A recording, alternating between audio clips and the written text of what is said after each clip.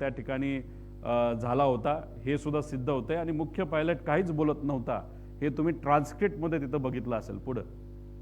आता ह्याच्यामध्ये जेव्हा एखाद्या VIPच्या ॲक्सिडेंटबद्दल इन्व्हेस्टिगेशन केलं जात असेल नाही तर कुठल्याही ॲक्सिडेंटबद्दल खास करून विमानाच्या बद्दल तर त्याच्यात कुठंतरी डोळ्यात तेल घालून त्या एजन्सीली नाही तर इन्व्हेस्टिगेशनची जी कुठली बॉडी आहे त्याली डोळ्यात तेल घालून इन्व्हेस्टिगेशन करण्याची जरूरत असते.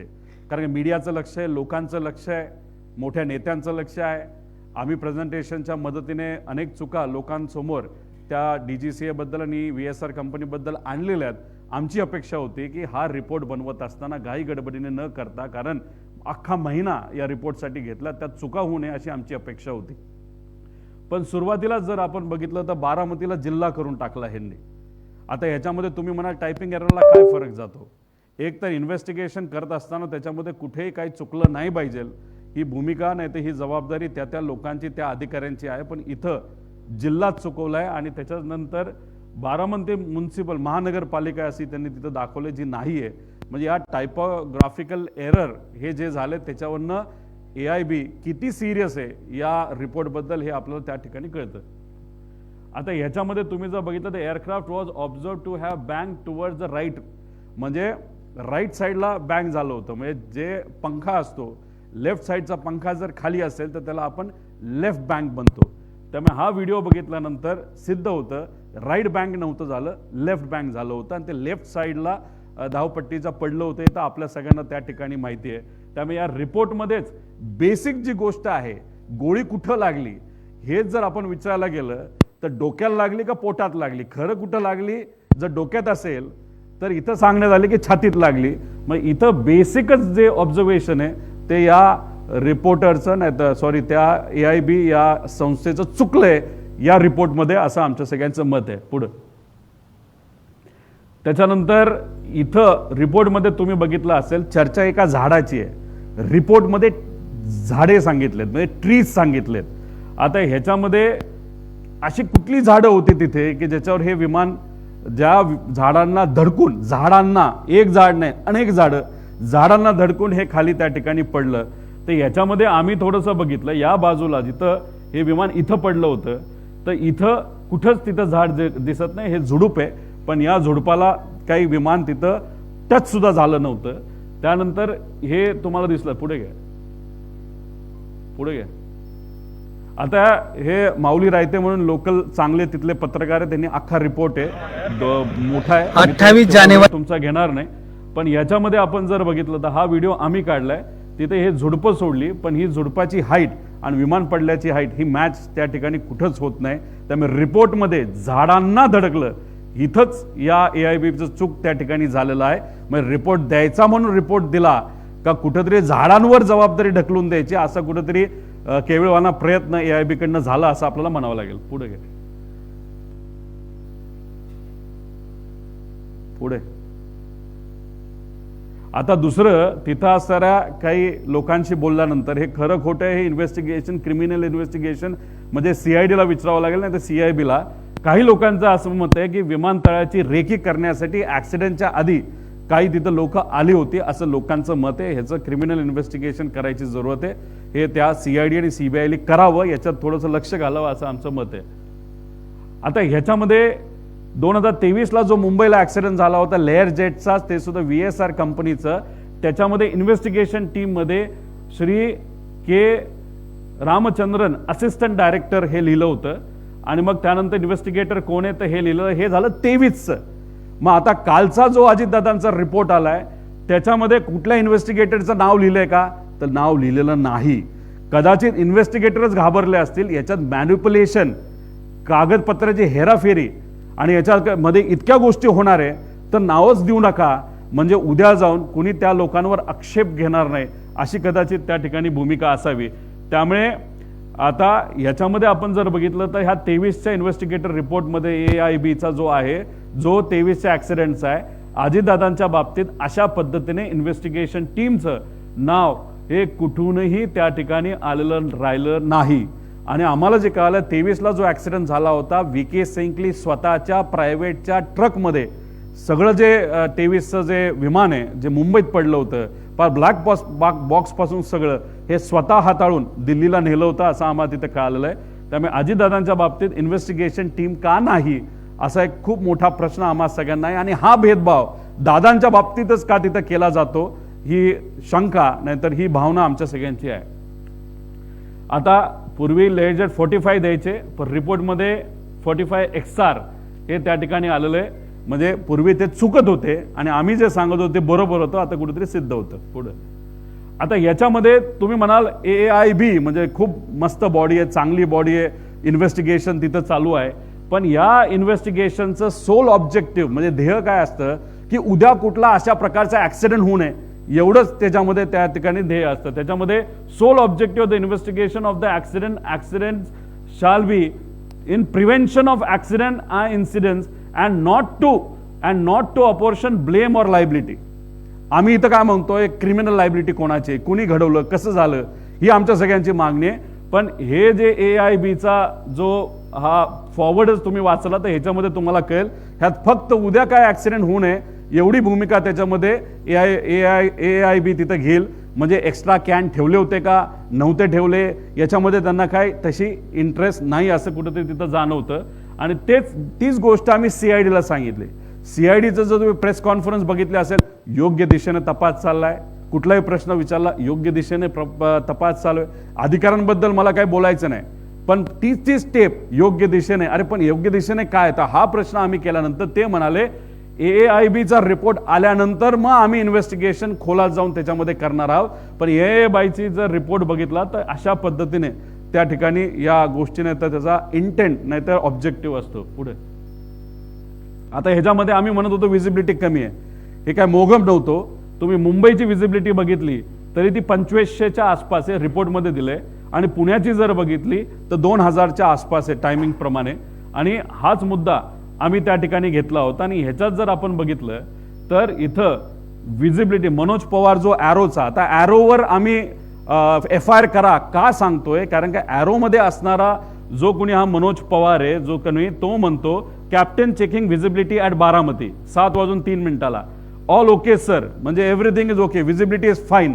पण मुंबई एअरपोर्ट जिथं हा माणूस बसला होता जिथून उडणार होतं तिथं विजिबिलिटी कमी होती आणि पुण्याला पण विजिबिलिटी आपण बघितली ती सुद्धा त्या ठिकाणी कमी होती. ही कुठेतरी त्या ठिकाणी सिद्ध होतं. आणि क्लास G विमानतळ विजिबिलिटी असल्याशिवाय तिथं आपल्याला लँड करता येत नाही आणि ते जर डेस्टिनेशन आपलं एअरपोर्ट असेल तर आपला टेक ऑफ सुद्धा करता येत नाही.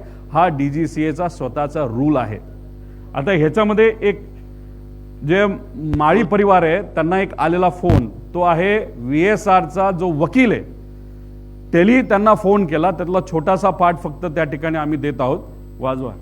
दिन कप्तान साहब ने गलती कर दी, ठोक दिया जाके, क्या करोगे? क्या गलती है समझ में नहीं आ रहा है. अगर वो पुणे चले जाते, नहीं विजिबिलिटी खराब थी, उनको दिखा नहीं, रनवे जिधर था उसके लेफ्ट में जाके वो ठोक दिया उन्होंने, क्या करोगे आप? म्हणजे हे इन्शुरन्स वाला फोन करतोय माळी या परिवाराला आणि म्हणतोय की वो कॅप्टनने प्लेन ठोक दिया. म्हणजे अशा पद्धतीची भाषा त्यांची आहे. आणि याच्या आधी मग ते कॅज्युअली ह्या सगळ्या विषयाला वकील सुद्धा कॅज्युअली घेतोय आणि तो VK सिंग सुद्धा कुठेतरी जो मालक आहे तो कॅज्युअली घेतोय असं आमचं मत आहे. आता हा रिपोर्ट आहे, हा सॅटेलाइट रिपोर्ट असतो, हा आपल्या त्या ठिकाणी मिळतोच. पुणे विमानतळ हद्द 55 नॉटिकल माइल्स असते आणि बारामती हे 44 मध्ये येतं. तर आमचा प्रश्न आहे पुण्याली या विमानाला बारामतीकडे जायला परवानगी कशी दिली ATCला, हा सुद्धा आमचा प्रश्न आहे. मुंबईवाल्यांनी टेक ऑफ कसं करून दिलं हे इन्व्हेस्टिगेशनमध्ये आलं पाहिजे. नाहीतर AIBली हे बघायला पाहिजे होतं, ते दुर्दैवाने या रिपोर्टमध्ये बघितलं नाही. फक्त सांगितलंय ही विजिबिलिटी होती, जी विजिबिलिटी 5000 मीटरपेक्षा कमी होती, जी अलाउड नाही आहे. पुढं आता दोन्ही पायलट बारामती विमानतळावर लँडिंग म्हणजे ह्याचा अनुभव होता. दोन्ही पायलट म्हणजे पाठक पायलट पण आणि तो जो कपूर होता या दोघांना या विमानतळाबद्दलची त्या ठिकाणी सगळी माहिती होती की कसं लँड होणार आहे, 29 नंबर कुठला, 11 नंबर कुठला. काही लोक म्हणतात त्यांना काहीच माहीत नव्हतं, पहिल्यांदाच त्या एअरपोर्टवर ते चालले होते. असे नाही, या रिपोर्टमध्ये सांगितलेलं आहे की तिथं त्या ठिकाणी ते अनेक वेळा हे तिथं लँड झालेले आहेत. पुढं आता फ्लाईट रूल्समध्ये आपण जर बघितलं तर जेव्हा श्री YSR रेड्डींचा ॲक्सिडेंट झाला 2009ला त्यावेळी एक कमिटी, त्यागी कमिटी फॉर्म झाली होती. त्या त्यागी कमिटीने सांगितलं होतं की कॅप्टनली कुठल्याही परिस्थितीमध्ये विजिबिलिटी नसेल तर लँड करायचं नाही, VIP ट्रॅव्हल करत असेल तर. आता हे सांगितलंय, हा रूल आहे, नियम आहे, आणि तो नियम त्या ठिकाणी असताना सुद्धा हे विमान लँड करण्यात आलं. हा तो रूल आहे. बरं, जर हा रूल डावलला गेला आणि जर विमान लँड झालं नाही तर लँड करण्याचा प्रयत्न केला तर ह्याला जबाबदार कोण आहे? Civil aviation department of the state government shall ensure compliance of all DGCA requirements and instructions contain in the circular Wien charting aircraft for VIP state government operations. आता मी जे म्हणतोय की ॲरो नावाचा जो ग्रुप आहे, त्या ॲरो नावाच्या ग्रुपमध्ये civil aviation department, state government याचे सर्व अधिकारी त्या ॲरो नावाच्या ग्रुपमध्ये आहे, जिथं अजितदादांचे PA सुद्धा तिथं होते. म्हणून आम्ही म्हणतोय की ॲरो या कंपनीवर सुद्धा FIR तिथं झाला पाहिजे, कारण त्याच्यामध्ये सर्व अधिकारी, ते अधिकारी कोण यांची नावं सुद्धा तुम्ही त्या ठिकाणी पुढे आणा, त्यांची जबाबदारी काय होती ही इथं त्या ठिकाणी होते. म्हणून त्या अनुषंगाने FIR मध्ये त्या अधिकाऱ्यांचं नाव पण घ्या, आणि ॲरो जे विमान देणारी कंपनी आहे, VSR घेणारी कंपनी, त्या कंपनीवर सुद्धा FIR झाला पाहिजे. त्याचं ते कारण आहे. पुढं आता under logging off the aircraft flying hours, ह्याच्यामध्ये बघा 4915 हे 2 ते 2.5 वर्षामध्ये तेवढं त्याचं फ्लाइंग झालं होतं. म्हणजे 23 मार्च 2025चं हे आहे 4700. म्हणजे जनरली आपण बघितलं तर एका वर्षामध्ये 2000 तास होतात. आता रिपोर्ट जर बघितला तर त्याच्यामध्ये गल्लत बघा, 25 मध्ये फक्त 250 तास, म्हणजे अख्ख्या वर्षामध्ये त्याच्या आधी 2000 चाललं आणि 250, म्हणजे ह्यालाच आपण म्हणतो की अंडर लॉगिंग हे मोठ्या प्रमाणात त्या ठिकाणी होत होतं. आणि 5000 जर त्याची लाईफ होती विमानाच्या इंजिनची, तर 8000 तासाहून अधिक ते तिथं त्या इंजिनचा त्याच्यामध्ये वापर झाला होता. आणि त्यामुळे खराब विमान हे अजितदादांना मुद्दामून दिलं का चुकून दिलं गेलं, असा आमचा प्रश्न आहे. ह्याला जर मार्ग काढायचा असेल तर हनीवेल नावाची इंजिनची कंपनी, त्याला आपल्याला पत्र लिहावं लागेल आणि त्यांच्याकडनं ही माहिती घ्यावी लागेल. आता अंडरलॉक का केलं जातं? आता समजा तुमची एखादी गाडी आहे, ती तुम्हाला विकायची आहे, त्याचं जर तुम्ही तिथं स्पीडामीटरवरनं काढलं तर त्याच्यामध्ये तुम्ही 500 किलोमीटर चालवली असली तरी स्पीडामीटरमध्ये जर जेव्हा वायर काढायच्या आधी 100 असेल तर ते आयुष्यभर 100च राहणार आहे. त्यामुळे तुम्हाला विकताना, म्हणजे विमान विकताना नाही तर गाडी विकताना, स्पीडामीटरमध्ये जेवढं आहे तेवढ्या पद्धतीनेच त्या विमानाची व्हॅल्यू ही राहणार आहे. त्यानंतर ह्या कंपनीचे 2च विमान आहेत, बाकी सगळे इन्व्हेस्टर आहे. मग इन्व्हेस्टरली त्याच्यामध्ये विमान जर ठेवलं असेल तर त्यांना सांगताना हेच सांगणार, विमान कमी चाललं, धंदा कमी झाला, म्हणून तुम्हाला कमी पैसे त्या ठिकाणी दिले जाणार, असंही कदाचित त्याच्यामध्ये असू शकतं. त्यामुळे अंडर लॉगिंग हे केलं जातं. पण जर्नी लॉगबुक याच्यामध्ये पायलट हा कधी पण काय बघतो, खरं लॉगिंग झालं पाहिजे. म्हणजे मी समजा 100 तास चालवलं तर माझं 100 तास झालं पाहिजे. त्यामुळे पायलटचं लॉगिंग, हे इंजिनचं लॉगिंग, विमानाचं लॉगिंग आणि एअरपोर्ट अथॉरिटीचं लॉगिंग, ह्याचं जर सगळ्यांनी मॅच केलं तर ह्याच्यामधून VSR कंपनी कसा गोंधळ घालायची आणि आपली DGCA त्याला कसं सपोर्ट करायचे हे कुठेतरी त्या ठिकाणी सिद्ध होईल. पुढं आता फ्लाईट प्लॅनिंगमध्ये जर आपण काही फरक बघितले तर हे आहे ईमेल केलेलं बारामतीला, जे या रिपोर्टमध्ये सुद्धा आलं आहे असं आपल्याला कळते. आणि एका ग्रुपमधून हे आम्ही काढलेलं आहे, ज्याच्यामध्ये शमशाबादला हे विमान तिथं जाणार होतं. पण बारामतीला जे ईमेल केलं होतं त्याच्यामध्ये फ्लाईट प्लॅन जर बघितला तर मुंबई बारामती मुंबई आहे, ह्याच्यामध्ये शमशाबाद कुठंच नाही. म्हणजे बारामती ATCला कुठंच तिथं ईमेलच्या मदतीने रिपोर्ट केलं नव्हतं की हा शमशाबादला जाणार आहे का नाही जाणार. आणि मग याच्यावरनं आपण जर बघितलं, वेळ काळ जर त्या ठिकाणी बघितले तर याच्यामध्ये खूप मोठ्या प्रमाणात कुठं ना कुठंतरी तिथं फरक त्या ठिकाणी आपल्याला जाणवतं. आणि टाईममध्ये सुद्धा फरक हा मोठा आहे. त्या ग्रुपमधला टाईम आणि रिपोर्टमध्ये दिला त्याच्यामध्ये ती इतकी मोठी गल्लत आहे, ती गल्लत सुद्धा त्या ठिकाणी आपल्याला काढता काढता फरक मोठ्या प्रमाणात त्या ठिकाणी येतोय. पुढे आता ह्याच्यामध्ये BA टेस्ट म्हणजे ब्रेथ अनालायझर टेस्ट ही करावीच लागते. ही कुठं करावी लागते तर ही एक वेगळं ठिकाण असतं, त्या ठिकाणाचे इथं आपल्याला करावं लागतं जे एअरपोर्टच्या आत असतं. पण इथं जर बघितलं तर ही विमानच्या आतमध्ये हे कुठेतरी टेस्ट ही केली गेली असं रिपोर्टमध्ये दिलं आहे. आणि म्हणजे रिपोर्टमध्ये दिलं आहे की हे विमानाच्या आत टेस्ट झाली, पण त्यासाठी एक वेगळं ठिकाण असतं, हे जास्त महत्त्वाचं असतं. पुढं आता फ्युल संदर्भात AAIBच्या रिपोर्ट अनुसार सकाळी 5:30 वाजता विमान 2900 LB इंधन होते. म्हणजे ह्याच्यामध्ये एवढंच सांगण्याचा प्रयत्न त्या ठिकाणी आहे की याच्यामध्ये एक्स्ट्रा फ्युल हे भरण्यात आलं होतं. जर मुंबई बारामती मुंबईचा प्रवास असेल आणि सकाळी इंधन भरलं असेल तर एवढं मोठ्या प्रमाणात इंधन का भरलं गेलं, आणि पुढे ते हैदराबादला जाणार होतं, तिथे सुद्धा इंधन आपल्याला भरता आलं असतं. पण 90 ते 95% इंधन हे विमानाच्या पंखामध्ये होतं. ते मुद्दामून भरलं का, असा आमचा प्रश्न आहे. आता हे मिसमॅच ऑफ द टायमिंग आहे. म्हणजे याचा रिपोर्टनुसार विदीप जाधव 7:38 पोहोचले विमानतळावर. पण हा जो ग्रुप ॲरोचा, जो अजितदादांचे पीए सुद्धा याच्यामध्ये आहेत, याच्यामध्ये आपण जर बघितलं तर विदीप जाधव रीच ॲट 7:17. म्हणजे 17 मिनिटं आणि इथं 38 मिनिटं. ह्याचा जर फरक आपण काढला तर 20-21 मिनिटाचा फरक आहे. 2-3 मिनिटं इकडे तिकडे ठीक आहे. पण त्यानंतर मनोज पवारचा विदीप जाधवचं झालं. रिपोर्ट अनुसार दादा 7:59 विमानात बसले होते. पण इथं जर बघितलं तर 7:54. म्हणजे आम्हाला एवढंच सांगायचं होतं की याच्यामध्ये जो हा तफावत आहे हा आकड्यामध्ये खूप मोठ्या प्रमाणात, वेळेमध्ये खूप मोठ्या प्रमाणात आहे. मग वेळ कुठून घेतली, कशी घेतली, हे सुद्धा त्या ठिकाणी आपल्याला सांगावं लागेल. आणि नसेल तर मग कुठंतरी हा जो हँडलर आहे, ज्याच्यावर अजितदादांचे पीए अवलंबून होते, अधिकारी अवलंबून होते, हा हँडलर चुकीची माहिती ही मुद्दामून देतोय का चुकून देतोय, हे कुठेतरी आता आपल्याला त्या रिपोर्टमध्ये येणं महत्त्वाचं आहे. पुढे घ्या. आता ह्याच्यामध्ये ब्लॅक बॉक्स हे जास्त इंटरेस्टिंग आहे. आमची अपेक्षा होती की या रिपोर्टमध्ये ब्लॅक बॉक्सचा फोटो हा यायला पाहिजे होता. सहसा ब्लॅक बॉक्सचा फोटो देणं हे फार महत्त्वाचं असतं. आणि हा जो अपडेट ऑन इन्व्हेस्टिगेशन जे आलं होतं, हे कधी आलं होतं, PIBचं 19 फेब्रुवारीला. आणि कालचं रिपोर्ट आलं. या दोघांमध्ये असं सांगण्यात आलेलं आहे की FDR आणि CVR वर subjected to thermal damage as both the recorders वर एक्सपोज टू हाय टेम्परेचर.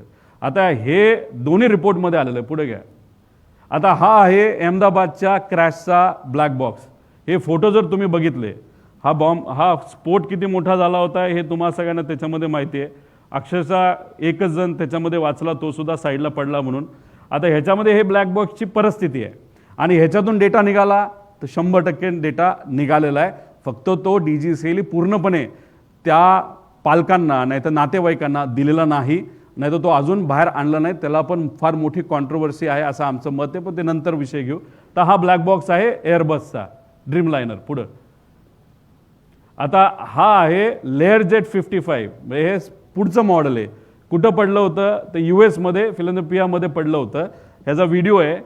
इथं जर तुम्ही बघितला, माणसाच्या माले विमान पडलं, स्फोट झाला आणि त्याच्यातला हा ब्लॅक बॉक्स आहे. आणि या ब्लॅक बॉक्सची सगळी माहिती ही तिथं काढण्यात आलेली, रिकवर करण्यात आली.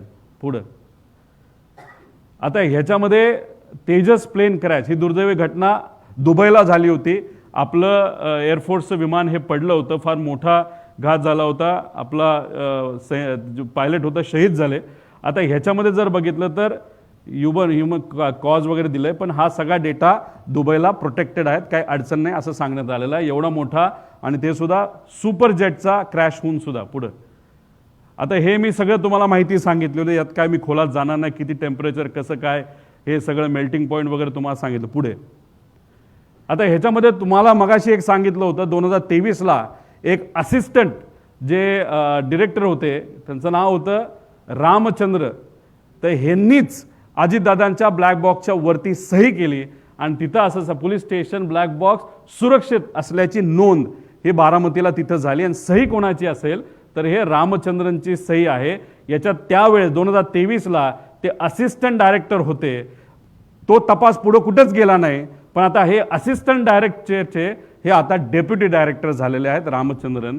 आणि त्यांची ती सही आहे. म्हणजे तिथे ते लिहिलं. हे जरा आम्ही फुल मोठं केलेलं आहे. पुढे घ्या. हा आहे अजितदादांचा ब्लॅक बॉक्स. हे आहे FDR आणि हा आहे CVR. आता ह्याच्यामध्ये तुम्ही जर बघितलं असेल तर इथं काही लोकांचे हे उचलताना बोटं लागलीत, म्हणून ह्याच्यावरची जी काही राख आहे ती तिथं स्वच्छ झालेली तुम्ही तिथं बघू शकता. आता हा आहे CVR हनीवेलचा आहे आणि LG टेक्नॉलॉजीचा हा FDR आहे. आता ह्याच्यामध्ये तुम्ही बघा, एकतर कलर आहे, ह्याच्या फक्त थोडीशी राख बसलेली. आता राख बसली नाही तर त्याच्यावर काय काजळी आली म्हणून हा डॅमेज आहे असं ते म्हणत असेल तर हे हास्यास्पद आहे. इथं कुठेही बाहेरच्या बॉडीला कुठं त्याच्यात हे झालेलं नाही, डॅमेज झालेलं नाही. ही जी नेम प्लेट असते, जसं मोटर आपली जी शेतातली मोटर असते ना, तर कुठेही तुम्ही वॉशिंग मशीन घेतलं त्याच्यावर एक पट्टी असते, ती पट्टी चांगल्या क्वालिटीची आहे. इथं प्लॅस्टिकचं काहीतरी तिथं लिहिलेलं आहे, ते सुद्धा त्याच्यामध्ये कुठंच त्याला काही डॅमेज झालेलं नाही. आणि हा जो कनेक्टर असतो तो कनेक्टर सुद्धा कदाचित तो प्लॅस्टिक नाही तर कशाचा असू शकतो, तर तो कनेक्टर तिथं डॅमेज झाला नाही. आणि ह्याच्या आत एक चिप असते आणि एक रेकॉर्डर असतं, म्हणजे ह्याच्यात 1600 डिग्री सेल्सिअसच्या पुढे टेम्परेचर, म्हणजे हे सगळं टेक्निकल तुम्हाला सांगितलंय. हा आहे, आमची अपेक्षा होती की हा फोटो रिपोर्टमध्ये येणं फार महत्त्वाचं आहे, पण दुर्दैवाने तो रिपोर्टमध्ये तिथं आलेला नाही. पुढं आता एक तुम्ही अजून एक बघा, CVR was installed on May 3, 2021 as per the component maintenance manual of Honeywell. म्हणजे हे विमान आहे 16 वर्षापूर्वीचं, 15 का 16 वर्षापूर्वीचं. आता भारतात जर हे आणायचं असेल, जो मुद्दा आम्ही घेतला होता की अमेरिकेवरून हे आणलं तर ह्याचा जो CVR आहे तो अर्धा तासाचाच आहे, तो बदलणं हे फार महत्त्वाचं होतं. ठीक आहे, चला तुम्ही बदललं, ते बदललं 21 मध्ये, त्याचा अर्थ हा CVR हा 21 मध्ये बदलल्यामुळे हा लेटेस्ट CVR असेल. म्हणजे जुना जर असता तो जळला बिळला आपण म्हणू शकतो ओल्ड मॉडेल आहे, पण मग हा नवीन जर असेल तर मग हा याच्याबद्दलची डिटेल्स आम्हा सगळ्यांना पाहिजे. हा नवीन आहे का तोच आहे, फक्त फसवण्यासाठी काय गोष्टी केल्यात, त्याच्यात CVR जो खराब झाला हे जे म्हणतायत त्याचं मुख्य कारण असं आहे की CVR जर 30 मिनिटाचा असेल तर हे विमान रजिस्टर होऊच शकत नाही. आणि रजिस्टर होऊ शकत नाही मग DGCAचे अधिकारी अडचणीत येतील, म्हणून त्यांनी रिपोर्टमध्ये हे मॅन्युप्युलेशन केलं असं माझं मत आहे. आणि CVR was install on 3 May 2021. तर हा जो CVRचं मॉडेल आहे हे आपल्याला तिथं हनीवेलला विचारावं लागेल, हे मॉडेल कधीच आहे, हे जुनं मॉडेल आहे का नवीन मॉडेल आहे. आणि नवीन मॉडेल जर लावलं असेल तर VSRने हे घेतलं कधी, कुठून घेतलं, मॉडेलचे नंबर्स, हे सगळ्या पद्धतीने इन्व्हेस्टिगेशन होणं महत्त्वाचं आहे. पण हे एअरक्राफ्टच चुकीच्या पद्धतीने रजिस्टर झाल्यामुळे हे आमचं मत आहे की हे जुनंच आहे, पण हे रिपोर्टमध्ये या बाबतीत त्यांनी नवीन आहे असं तरी दाखवलेलं आहे. त्यामुळे नवीन असेल, नवीन मॉडेल असेल तर जळणं हे अशक्यच आहे असं आपल्याला म्हणावं लागेल. पुढं आता ह्याच्यात बघा, झारखंडमध्ये हा जो क्रॅश झाला याच्यामध्ये ब्लॅक बॉक्सच नव्हता. म्हणजे DGCAचा कहर किती हे बघा, हे जर ब्लॅक बॉक्सच सापडला नाही, 53 वर्षापूर्वीचं हे एअरक्राफ्ट होतं ज्याच्यात 6 जणांचा मृत्यू झाला. पुढं आता फ्लाईट रडारमधून तुम्ही माहिती काढत होता, मी माहिती काढत होतो, ही सगळी माहिती, हे दादांचं विमान आहे, ह्याच्या आधी कुठं ते विमान गेलं हे माहीत होतं. त्यानंतर हे दुसरं आहे ज्याच्या CM आणि मोठे लोक वापरतात, हे सगळी माहिती होती. आपण हे प्रेझेंटेशन घेतल्यानंतर ह्यांनी दोन्हीकडचं जर आपण बघितलं हे वाईप ऑफ करून टाकलं आहे. म्हणजे माहिती कुठंतरी दाबवण्याचा प्रयत्न केला जातो आणि तीच लोक माहिती दाबतात ज्यांना कुठंतरी भीती असते की ह्याच्यात काहीतरी आपलं बाहेर निघेल. म्हणून ही दोन्ही माहिती जर आपण बघितलं त्यांनी अख्खं रेकॉर्ड हे तिथं डिलीट केलं आहे असं आपल्याला म्हणावं लागेल. पुढं हा व्हिडिओ जय पवार माझे बंधू यांनी तो दिलेला टाकलेला व्हिडिओ आहे. ते पण आपापल्या लेवलला, त्यांच्या लेवलला जी काय माहिती मिळते ती लोकांसमोर आणि तुमच्या माध्यमातून लोकांसमोर आणण्याचा प्रयत्न करतात. हे आहेत महाशय रोहित सिंग जे झोपलेत. तुम्ही म्हणसाल हे लेफ्ट साईडला झोपलेत, म्हणजे हे कदाचित को पायलट असतील. लेफ्ट साईडला बसलेत म्हणजे हे मेन पायलट आहेत. आणि आमचा अंदाज आहे, म्हणजे अंदाज आहे, हे खरं खोटं माहीत नाही, ही जी मुलगी आहे ती दादांच्या विमानामध्ये पाठक ज्या होत्या ती कदाचित ती मुलगी ती असू शकते असं आमचं मत आहे. ती मुलीने काय केलं, ती को पायलट आहे कारण का ती राईट साईडला बसली आहे. तिच्या कानाला तिथं हे लावलेलं आहे म्हणजे ऐकण्यासाठी, ATCC बोलण्यासाठी, ते तिच्या कानाला आहे. तीच एंट्री करते, तीच विमान चालवते. आणि हे महाशय मात्र तिथं सिव्हिल ड्रेसमध्ये, हे सिव्हिलचे कपडे आहेत. आता सिव्हिल ड्रेसमध्ये बसले, काय लोक म्हणतील 15 मिनटं झोपला असेल, बॅग घेऊन बसलेले आहेत. आता ह्याच्यात कदाचित ते उद्या जाऊन प्रेस कॉन्फरन्स घेतील, काहीतरी सांगतील, ते सांगतील तेव्हा अजून माझ्याकडे एक्स्ट्रा माहिती, ती माहिती मी नंतर तिथं सांगेल. ही वृत्ती प्रवृत्ती त्यांची होती. आणि ह्याच्यात अजून एक गोष्ट घडलेली आहे की रोहित सिंग आणि ह्या सगळ्या मालकांना अशी सवय असायची की तिथं एका पत्रकारांनी हा रिपोर्ट तिथं टाकला होता, नंतर बरंच मोठं काय झाला त्याच्यामध्ये विषय आणि तो दाबला गेला. त्याच्यामध्ये एका पॅसेंजरलाच को पायलट म्हणून दाखवलं, कपडे घालून बसवले आणि मग ते एक फार मोठी केस झाली होती. तो वेगळा विषय. म्हणजे मला काय सांगायचं आहे, VSR आणि तुमचं DGCA हे मिलीभगत असल्यामुळे आमची भीती अशी आहे, हे दोघं एकत्र मित्र असल्यामुळे, खास हे सगळे एकत्रित असल्यामुळे कागदपत्र हे मॅन्युप्युलेट करू शकतील असं आमचं मत आहे. पुढं आता हा विषय तुम्ही समजून घ्या. हे विमान आहे ज्याला एकनाथ शिंदे साहेब स्वतः डावलून गेले होते. हे विमान म्हणजे 16 ते 20 जानेवारी दरम्यान 23ला हे दावोसला विमान गेलं होतं. कुठलंही विमान VIP ला घेऊन जात असेल, नाहीतर तुम्ही स्वतः जात असाल तर फ्लाईट प्लॅन द्यावा लागतो. फ्लाईट प्लॅन जात असेल, समजा आपण पुण्यावरनं समजा दिल्लीला चाललोय, राजस्थानच्या एअरपोर्टला सांगावं लागतं, ETCला सगळ्याला सांगत क्लिअरन्स घेत पुढे जावं लागतं की दुसरं विमान आहे का. आणि जर इंटरनॅशनल प्रवास असेल तर मग तिथे आपल्याला बघावं लागतं की दुसऱ्या देशांची परवानगी आहे का. आणि बिना परवानगी जर विमान त्या देशामध्ये गेलं तर ते विमान पाडलंही जाऊ शकतं. आणि तसंच काहीतरी हे एकनाथ शिंदे साहेबांच्या बाबतीत घडलं अशी माहिती आमच्या आहे.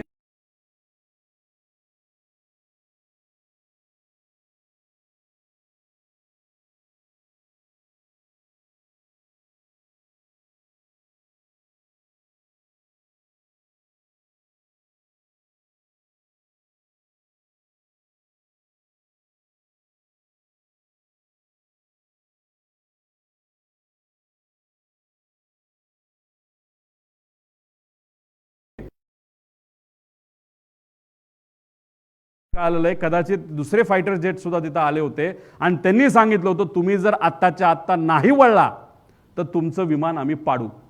हे इराणच्या एअर डिफेन्सली त्या ठिकाणी सांगितलं होतं. त्याच्यात कोण बसलं होतं? एकनाथ शिंदे साहेब बसले होते. मग इराणवरनं ते इराकच्या साईडला गेलं, इराकली सुद्धा हेच केलं. मग आता याच्यामध्ये दोन गोष्टी आहेत.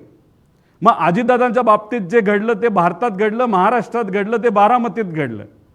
मग या बाबतीत इंटरनॅशनल ग्राउंडला VSRला हाताशी धरून, नाही तर VSR स्वतः दुर्लक्ष केल्यामुळे, नाही तर मुद्दामून एकनाथ शिंदे साहेबांच्या बाबतीत सुद्धा तोच प्रकार होणार होता का, असाही प्रश्न आम्हाला होऊ शकतो. याबद्दलची माहिती ही DGCLने काय प्रसिद्ध केली आहे का? एकनाथ शिंदे साहेब या बाबतीत स्पष्टपणे सांगू शकतात. पण जी माहिती आमच्यापर्यंत आलेली आहे ती आमच्यापर्यंत आलेली आहे. परत ते विमान बहारेनला आणलं गेलं आणि बहारेनला आल्यानंतर सगळ्या परमिशन तिथे घेतल्या आणि मग झुरिकला तिथे गेलं. म्हणून आम्ही सांगतोय VSR या कंपनीवर तुम्ही विश्वास ठेवू नका. कधी काय होईल, कधी काय केलं जाईल हे कोणाला सांगता येत नाही. आणि मग एकनाथ शिंदे साहेबांच्या बाबतीत सुद्धा हे घडलं असं आम्हाला कळलंय. एकनाथ शिंदे साहेब नाहीतर इतर काही जे काही कुणी अधिकारी असतील ते स्पष्टपणे तिथं सांगू शकतील. इराक आणि इराणमध्ये वॉर आहे, त्याकडनं आपल्याला काही डेटा मिळू शकत नाही. बहारेनकडनं मिळाला तर आपल्याला ते कळू शकतं. आणि त्याच्याच बरोबर VSR व्हेंचर हे 6 महिन्यासाठी हे UAE मध्ये बँड होतं. का? जेव्हा कोविडचा काळ होता, कोविडच्या काळामध्ये लोक जिथं कुठं अडकली होती, प्रायव्हेट जेट हे एक व्यक्ती नाही ते एक कंपनी बुक करतं. त्यात तुम्हाला सीट विकता येत नाही, त्याला कमर्शियल लायसन्स लागतं. पण VSR हे पैसे कमवच्या नादामध्ये पेशंटकडनं सुद्धा भरमसाठ पैसा घेत होतं आणि त्यासाठी UAE मध्ये त्यांना 6 महिन्यासाठी बॅन केलं होतं. हा एक फार मोठा विषय आहे. VIP ते सुद्धा महाराष्ट्राचे VIP मुख्यमंत्री होते एकनाथ शिंदे साहेब, त्यांच्या बाबतीत सुद्धा VSRली असंच हलगर्जीपणा नाहीतर मुद्दामून काय अशा गोष्टी केल्या असं आमचं सगळ्यांचं त्या ठिकाणी मत आहे. पुढं हे 2 विमान आम्ही का म्हणतो इन्व्हेस्टिगेशन लवकर करा. त्याचं कारण असं आहे की कागदपत्र रंगवली जाऊ शकतात, जी रंगवली जात आहेत. आणि त्याच्याच बरोबर जी विमानं आज महाराष्ट्रात आहेत, भारतात आहेत, ती हळूहळू बाहेर ढकलली जातात. हे 2 विमानं आम्हाला कळालं. आणि खास करून हे लेगसी 600 जे हैदराबादला होतं म्हणजे जिथं आंध्र प्रदेशमध्ये होतं, ते कोणाकडे होतं काय होतं याच्या खोलात जाणार नाही. ते विमान आता आम्हाला जे कळालेलं आहे ते आता सॅन मरिनो USAला हे ट्रान्सफर करण्यात आलेलं आहे ॲक्सिडेंट नंतर आणि आपल्या प्रेस कॉन्फरन्स घेतल्यानंतर. म्हणजे हळूहळू कागद तर रंगवले जातात पण धंदासुद्धा शिफ्ट करण्याचं काम तिथं सुरू झालं आहे असं आपल्याला म्हणावं लागेल. आणि जर तुम्ही चोर नसालच घाबरता कशाला, पण चोरच घाबरू शकतो हे आपल्या सगळ्यांना तिथं माहिती आहे. पुढं आता ह्याच्यात आम्हाला VK सिंगचा त्याच्यामध्ये फोन आला होता. आम्ही ह्यांचा जो हँडलर आहे, याचं नाव काय, दीपक बोरकर नंबर आहे, कोणाला चेक करायचा असेल तर त्याला काल 10:14 आम्ही तिथं फोन केला होता आणि लगेचच 10:46 VK सिंगचा आमच्या त्या माणसाला फोन आला. त्याला असं वाटलं की तो कुठला ते पत्रकार आहे का आणि काय, आणि बरंच काय 2 मिनटं तो बोलत होता. त्यातले काही छोटे विषय मी फक्त तुम्हाला सांगतो. त्याच्यामध्ये तो बोलत असताना त्यांनी सांगितलं AIBने मुझे क्लिअरन्स दिया है, म्हणजे रिपोर्ट जो आला म्हणजे त्याचं मत आहे की AAIBने मला क्लिअरन्स दिलेला आहे, तर तुम्ही अधिकची माहिती तुम्हाला कशाला त्या ठिकाणी पाहिजे, त्याच्याचबरोबर नीचे से ऊपर तक हमारी पोहोच आहे असं VK सिंग आम्हाला सांगतोय, म्हणजे आमच्या माणसाला सांगतोय, नीचे से ऊपर तक. आता ऊपर तक म्हणजे मंत्र्यापर्यंत का हा मोठा प्रश्न आहे, नीचे से म्हणजे कुठून हे आपल्याला बघावं लागेल. कोई भी कुछ भी बिघाड नाही सकता, म्हणजे आमचं कुणीच काय बिघडू शकत नाही. महाराष्ट्राचा एवढा मोठा नेता गेला आहे, अजितदादा त्याच्यामध्ये वारलेले आहेत, ते आपल्यात नाही आहेत, आणि मग अजित काका तिथं नसताना, अजितदादा आपले तिथं नसताना त्यांचा ॲक्सिडेंट तिथं झाला आणि हा म्हणतोय की म्हणजे आमचं कुणी काय बिघडू शकत नाही. त्यानंतर अभी भी हमारे प्लेन उड़ रहे हैं, सरकार भी हमारे प्लेन यूज कर रही है, तो आपको क्या दिक्कत है. म्हणजे VSRचे विमान अजून सुद्धा उडत आहेत, सरकार ते विमान त्या ठिकाणी वापरते. काही प्रमाणात महाराष्ट्रातले मोठे मोठे नेते ज्याच्यामध्ये ज्यांचा ॲक्सिडेंट झाला त्यांचे नातेवाईक सुद्धा VSRचं विमान वापरतायत, तर रोहित पवारला त्यात काय पडलेलं आहे असं VK सिंगने तिथं मला सांगितलेलं आहे. मग मला नाही, माझ्याशी नाही बोलला, तो माझ्या लोकांशी बोलला. हे झालं, हे सगळे पुरावेत. आता मी होम मंत्रालयाला म्हणतो, तुमच्याकडे जर व्हॉट्सॲप हॅकिंग नाही व्हॉट्सॲप रेकॉर्डिंग काढण्याची जर तुमच्याकडे यंत्रणा असेल तर काढा. काल काय बोलला ते तुम्ही बघा, पण फक्त एवढंच काढू नका. VK सिंग 28 जानेवारीच्या आधी 6 महिने कोणाकोणाशी बोलत होता आणि काय काय बोलत होता, व्हॉट्सॲपपासून इतर सगळ्या गोष्टींवर हे तुम्ही काढा. आणि 28 तारखेपासून आजपर्यंत तेली कोणाला तो भेटला हे सुद्धा तिथं बघा. महाराष्ट्र सदनला तो गेला होता का नव्हता, आणि गेला असेल तर कोणाला भेटला हे सुद्धा तुम्हाला जर काढता आलं गेल्या 5-6 दिवसामध्ये, हे सुद्धा तुम्ही त्या ठिकाणी काढलं पाहिजे असं आमच्या सगळ्यांचं मत आहे. पुढं एवढी हिंमत कुठून येते. आता VSR म्हणजे मालक VK सिंग आमच्या लोकांशी असं जर बोलत असेल, महाराष्ट्राचा एवढा मोठा नेता जाऊन सुद्धा अहंकार दाखवत असेल, एवढी हिंमत येते कुठून.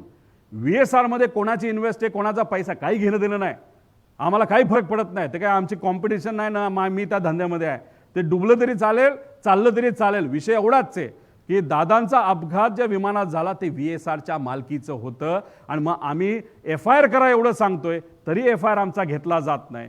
आम्ही पार सगळे पुरावे देऊन सुद्धा आमची अपेक्षा होती AIB कडनं चांगला तपास होईल, तो त्याच्यामध्ये घेतलाय. दखल कुणीच घेत नाही. CID कडे केस गेली, CID फक्त म्हणते प्रगतीपथावर आहे, आणि CBI कडे देऊन 18 दिवस झाले. सुशांत सिंगच्या बाबतीत बिहार सरकारच्या मुख्यमंत्र्यांनी सांगितल्यानंतर 2 दिवसात CBIने सगळं प्रकरण हातामध्ये घेतलं, आणि अजितदादा जाऊन महिना होऊन सुद्धा आणि त्यांच्या पक्षाने सांगून 14 दिवस होऊन सुद्धा जर CBI अजूनपर्यंत हा तपास हातात घेत नसेल तर ह्याला आपण काय म्हणणार. आम्ही FIR का करा असं म्हणत होतो, त्याचं मुख्य कारण की जे कोणी जबाबदार आहे, जे आम्हाला वाटतं त्या इन्व्हेस्टिगेशनचा त्याचा एक तो भाग झाला पाहिजे. इन्व्हेस्टिगेशन केल्यानंतर त्यात काहीच नाही झालं तर आमच्यावर कारवाई करा, आम्ही थोडी कुठं घाबरतोय. पण इन्व्हेस्टिगेशन करत असताना सगळ्याच गोष्टीकडे बघितलं पाहिजे असं आमचं मत आहे. पण मग एवढी हिंमत VSR मध्ये काय येते ह्याच्या खोलात जर तुम्ही गेलात तर ते तुम्ही बघाल. पुढं याच्यामध्ये बघा, श्वेता सिंग कोण हे मी मुद्दा तिथं मांडला होता. आता यांची 10 वर्षाची टर्म ही संपली होती. एक तर त्या पदावर आहेत ती संपून सुद्धा 5 वर्षाचं त्यांना एक्सटेन्शन मिळालं. त्यासाठी खास बाब म्हणून तिथं एक वेगळा GR हा DGCA तिथं काढला आणि त्यांना तिथं मदत केली. आणि त्यांच्याबद्दल अनेक जे एअर इंडियाचे वगैरे जे काही हे आहेत पायलट आहेत, खास करून अहमदाबादमध्ये जो ॲक्सिडेंट झाला त्यांच्या अनेक लोकांनी आक्षेप घेतलेत, पण मी नंतर त्या बाबतीत त्या ठिकाणी सांगेल. मनीष कुमार हे आम्हाला आलेली माहिती आहे, ही खरी खोटी आपल्याला बघावं लागेल. मनीष कुमार जे आहेत ते जॉईंट डिरेक्टर DGCA आहेत. यांचं घर हे VK सिंगने बांधून दिलं असं आम्हाला कळलेलं आहे. पगार किती असतो DGCAच्या अधिकाऱ्यांचा हात काय सिद्ध आहे. मग एवढं मोठं घर बांधलं असेल तर ते बांधलं कसं. अपॉर्च्युनेट रेशो जर आपण त्याच्यामध्ये बघितला असेटचा, याच्यावरनं काय गोष्टी आपल्याला कळणार आहे हे आम्हाला माहिती कळली आहे. मग अशा पद्धतीने जर DGCAच VSR बरोबर असेल आणि DGCAचेच अधिकारी VSRला वाचवत असतील, म्हणजे VSR पण जबाबदार आणि DGCA पण जबाबदार, म्हणून दोघांवर कारवाई होवी अशी भूमिका आमची त्याच्यामध्ये FIR मध्ये होती. पुढं आता हे बघा, हे दुसरं सुरुवातीला गेल्या काही दिवसांपूर्वी एक वेगळी लिंक मी दाखवली होती, वेगळी लिंक तुम्हाला दाखवतो. आणि ह्याच्या पुढे जाऊन सुद्धा अनेक लिंक आहेत, पण मला अजून खोलात जायचं नाही. त्यामुळे जे कोणी जर दबाव आणत असतील त्यांना एवढीच विनंती आहे, आमचं काही तुमच्या इन्व्हेस्टमेंटची घेणं देणं नाही. तुमचा पैसा हा लेजिटिमेट आहे का तुम्ही हवाला कंपनीतून आणला ह्याचंही आम्हाला काही घेणं देणं नाही. आम्हाला फक्त एका गोष्टीचं घेणं देणं आहे की महाराष्ट्राचा मोठा नेता या अपघातात दुर्दैवी मृत्युमुखी त्या ठिकाणी पडलेला आहे. त्यांना न्याय मिळणं हे आमच्या सर्वांसाठी महत्त्वाचं आहे आणि इन्व्हेस्टिगेशन योग्य पद्धतीने होणं हे महत्त्वाचं आहे. आणि याच्यात जर बघितलं VK सिंग, सिमी सिंग हे शेअर होल्डर आहेत, पण विस्ता सेल्समध्ये प्रेफरन्स शेअर्स कोणाचे या VSR व्हेंचरमध्ये प्रेफरन्स शेअर 90 लाख शेअर्स कोणाचे आहेत तर विस्ता सेलचे आहेत. आता विस्ता सेलमध्ये 2 प्रमुख कंपन्या अंबुजा विनकॉम आणि लंबोदर वाणिज्य या दोन्ही विस्ता सेलच्या 96% विस्ता सेलमध्ये या 2 कंपन्याचं त्याच्यामध्ये इन्व्हेस्टमेंट आहे. आता ह्याच्यात जर आपण खोलात गेलो तर ह्याच्यामध्ये 8 नावं अशी आहेत जी कॉमन निघतात. 8 नावं ह्याच्यामध्ये तुम्ही खाली बघितलं असं विस्ता सेल्सच्या 27 वेगवेगळ्या कंपन्या आहेत, त्याच्याबद्दल मी नंतर सांगेल. याच्यामध्ये 8 नावं कॉमन निघतात. ह्याच्यात महेंद्र कुमार गोयंका या नावावर तुम्ही थोडंसं लक्ष द्या. महेंद्र कुमार गोयंका हे या कंपन्यांमध्ये डिरेक्टर आहेत. म्हणजे याच्यामध्ये आतिशा कन्स्ट्रक्शन प्रायव्हेट लिमिटेड आणि सायना स्टील्स प्रायव्हेट लिमिटेड. आता या कंपनीमध्ये जर अजून खोलामध्ये आपण गेलो तर संजय पाठक नावाची एक व्यक्ती जे मध्य प्रदेशचे भाजपचे एक आमदार आहेत, अतिशय श्रीमंत आमदार आहेत. तुम्ही बघा ते डिटेल्स काढा. ह्यांचं एक रिलेशन दिसतं आणि ह्यांच्या ज्या कंपन्या आहेत या कंपन्या जर आपण खोलात जाऊन बघितलं तर ह्याच्यामध्ये या संजय पाठकचे मुलगा हा डायरेक्टर म्हणून आहे.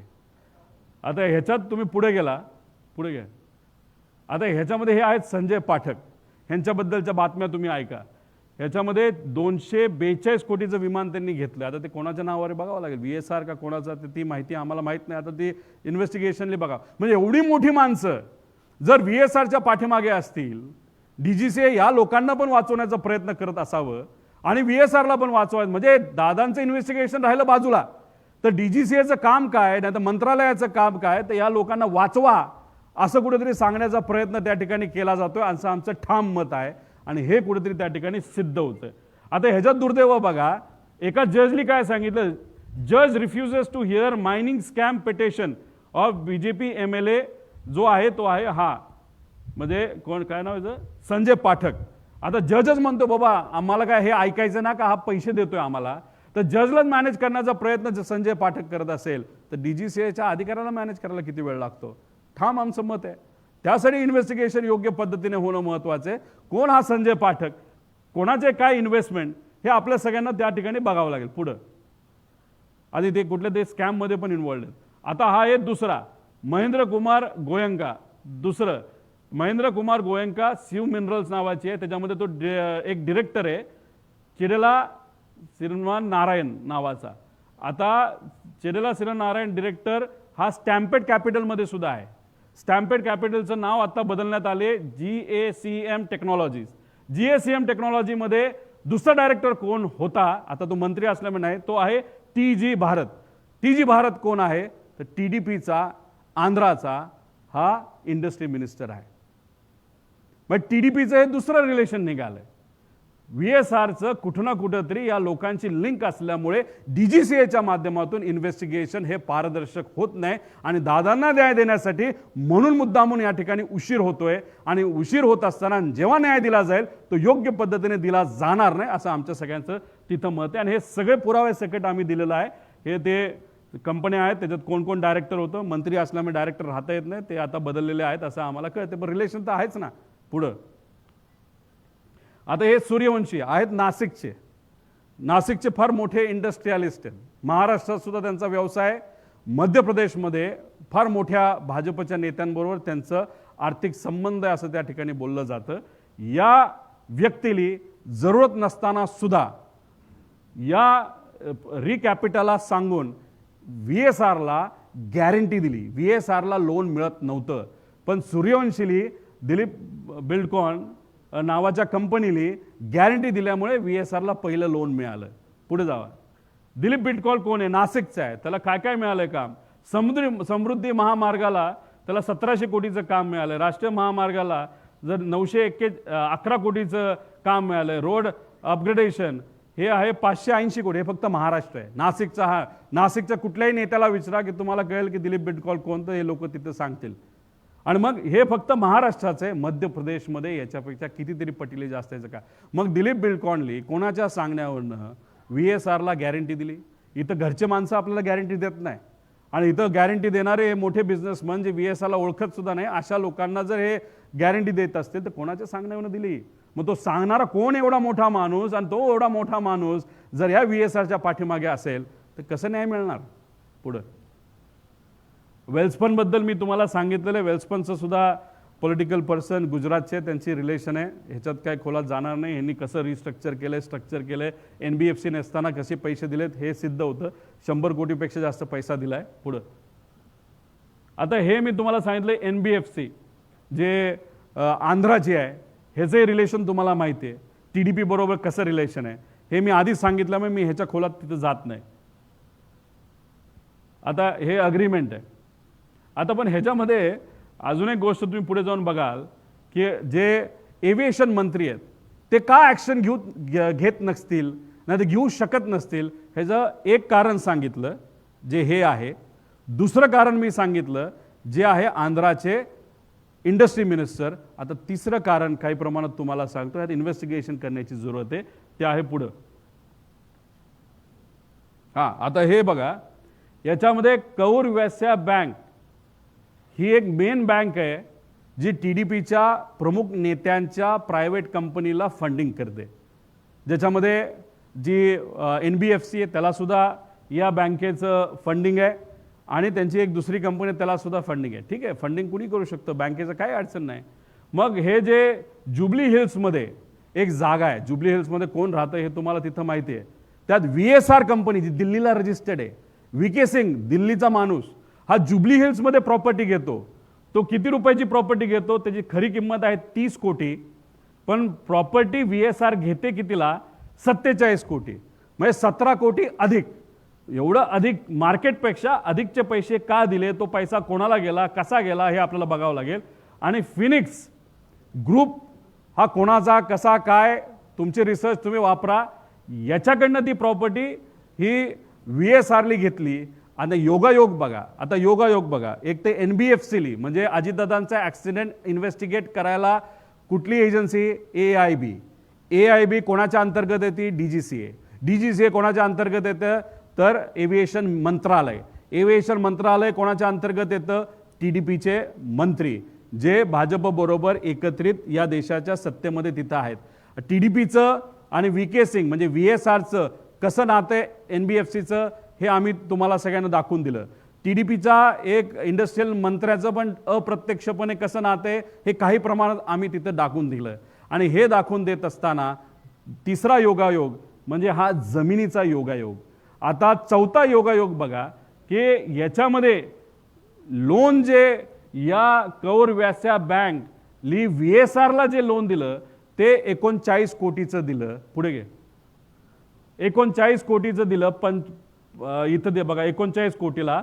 आणि योगायोग बघा, कौर वैश्य बँकेने ती जी कंपनी आहे त्याला 25-50 कोटी हे काय तारखेला दिले, हे दिले 30/9/2024ला. आणि VSRला त्याच बँकेने कधी लोन दिलं, 30/9/2024ला. कुठल्या प्रॉपर्टीला, जुबली हिल्सच्या प्रॉपर्टीला. कोणाकडनं, फिनिक्स कन्स्ट्रक्शन कंपनीकडनं ती विकत घेतली. एवढा योगायोग. मग आम्ही कसा विश्वास ठेवणार. काय आम्हाला घेणं देणं नाही, तुम्ही धंदा करा, मोठं व्हा, श्रीमंत व्हा, अब्जपती व्हा, आमचं काही घेणं देणं नाही. पण मग एवढं तुम्ही VSRच्या अवतीभोवती तुमचे सगळे संबंध असतील व्यक्तिगत आणि व्यावहारिक, तर दादांना न्याय कसा मिळणार. हा प्रश्न आम्ही का नाही करू शकत, का नाही करू शकत. आम्ही FIR करत असताना आम्ही या एव्हिएशन मंत्रालय नाही तर मंत्र्यावर पण FIR करा आम्ही बोललो असतो, पण नाही केलं. आम्हाला राजकारण नाही करायचं. आम्ही DGCAचं नाव घेतलं, पण त्यात पण जे अधिकारी VSRचे संलग्न आहेत त्यांचं नाव न घेता जेव्हा इन्व्हेस्टिगेशनमध्ये नंतर या FIRवर होईल ते त्यांचं इन्व्हेस्टिगेशन व्हावं, VSRचं इन्व्हेस्टिगेशन व्हावं, ॲरोचं व्हावं, ॲरोच्या ग्रुपवर असणाऱ्या सर्व अधिकाऱ्यांचं व्हावं. आणि 5वं की जो या घातपातच्या पाठीमागे व्यक्ती नाही तर संस्था असेल त्याच्यावर तिथं का FIR व्हावा. अशा पद्धतीने आम्ही FIR व्हावा अशी विनंती. कारण हे सगळ्या गोष्टी बघितल्यानंतर सामान्य लोकांना सुद्धा वाटते, आम्हाला सुद्धा वाटते, कसं न्याय मिळणार, कसं इन्व्हेस्टिगेशन होणार. सुशांत सिंगच्या बाबतीत 2 दिवसामध्ये तुम्ही CBIला सगळं प्रकरण देता आणि इथं त्यांच्याच पक्षातल्या मोठ्या नेत्याने सांगून सुद्धा 18 दिवस झाले तरी CBI तिथं हे प्रकरण हातामध्ये तिथं घेत नाही. का नाही डाऊट होणार? का आम्हाला शंका येणार नाही की फक्त टाइमपास त्या ठिकाणी केला जातोय? परत पुढं आता दादांचं विमान कुठल्या ग्रुपच्या नावावर होतं? तर हॅवेल ग्रुपच्या नावावर होतं असं आम्हाला कळलं. हे इन्व्हेस्टिगेशन करण्याची तिथं जरूरत आहे. हे दादांचं विमान आहे जे ॲक्सिडेंटमध्ये तिथं पडलं होतं. आता हॅवेल ग्रुपबद्दल माहिती तुम्हीच काढा. नमन सोफिटेल नावाचा एक ग्रुप आहे जे आम्हाला कळलं आहे, ह्याच्यात पण इन्व्हेस्टिगेशन करायची जरूरत आहे. हे एअरक्राफ्ट हे महाराष्ट्रातले मोठे नेते वापरतात. नमन आणि सोफिटेल ग्रुप तुम्हाला कदाचित माहिती असेल, एका फार मोठ्या पक्षाचं मुंबईचं कार्यालय ज्याच्या नावाली आहे तोच हा ग्रुप असं आम्हाला कळतंय. ह्याच्यात इन्व्हेस्टिगेशन करून खोलात जाऊन माहिती घेण्याची जरूरत आहे. मग असे लोक जर एवढे मोठे व्यावसायिक जर या VSR कंपनीच्या पाठीमागे असतील तर म्हणूनच तो आमच्या लोकांना फोन करून म्हणतोय कोई हमारा कुछ बिगाड नाही सकता. एवढा अहंकार. आणि तो सुद्धा काय, आम्ही फक्त मागतोय दादांना न्याय मिळावं आणि हे मासे पैसे वाचवण्यासाठी, इन्व्हेस्टर वाचवण्यासाठी, ज्यांची विमान आहेत त्यांना वाचवण्यासाठी आणि हे लोक त्या VSRला वाचवण्यासाठी दिवसरात्र प्रयत्न करतायत. मग आमच्यासारख्या सामान्य व्यक्तीचा काकाला न्याय देण्यासाठी, नेत्याला न्याय देण्यासाठी, मराठी माणसाला न्याय देण्यासाठी जो प्रयत्न आहे हा प्रयत्न नाही का?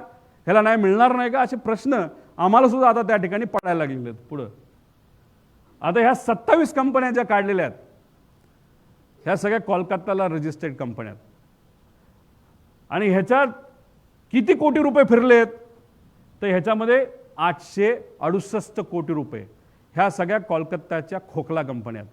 त्यात तुम्ही जर बघितलं असेल यामधील 15 ते 16 कंपन्या स्ट्राईक ऑफ झाल्यात, म्हणजे बंद पडल्यात. म्हणजे त्यांचा वापर झाला, पैसे VSR मध्ये आणले, विस्तामध्ये आणले आणि त्या कंपन्या बंद करून टाकल्या. त्यानंतर काही अशा कंपन्या त्याच्या कुठलंच ट्रान्झॅक्शन नाही, म्हणजे कंपन्या फक्त नावाला आहेत. कोलकातामधील या कंपन्यात कोलकाता म्हणजे कोलकाताचं रिलेशन तुम्ही समजू नका. त्याच्यामध्ये या खोकला कंपन्या पूर्वीच्या काळामध्ये मोठ्या प्रमाणात कोलकात्याला त्या ठिकाणी असायच्या, उपयोग झाला, त्याच्यामध्ये पैसे आले, पैसे वापरले गेले तर कंपन्या बंद केल्या जायच्या. म्हणजे हा अनरजिस्टर्ड पैसा आहे, हा सगळा कॅशचा पैसा आहे. हा कुठे लेजिटिमेट पैसा नाही, हा सगळा कॅशचा पैसा आहे जो या कंपन्या 27 कंपन्यामध्ये हा 868 कोटी रुपये प्रीमियमच्या माध्यमातून विविध चेन आणि लेअरच्या मदतीने हा पैसा आला. आणि हा पैसा शेवटी कुठं गेला असेल? सगळा नसेल, ह्यातलं 100 कोटी म्हणजे आमच्या अंदाजाने 78 का 80 कोटी का 100 कोटीपर्यंत हा निधी आला VSR व्हेंचर्समध्ये. कोणी हा माणूस 16ला कंपनी चालू केली, म्हणजे 14ला रजिस्ट्रेशन घेतलं, 16ला 10 कोटीचा टर्नओव्हर, आता त्याची मालमत्तेची व्हॅल्यू आहे 500 कोटी. आणि एवढा निधी असंच मिळत असेल तर महाराष्ट्रातल्या सामान्य कुटुंबातल्या एखाद्या युवांना जर 1 कोटी दिला तरी ते खुश राहतील. मग हा पैसा आला कुठून?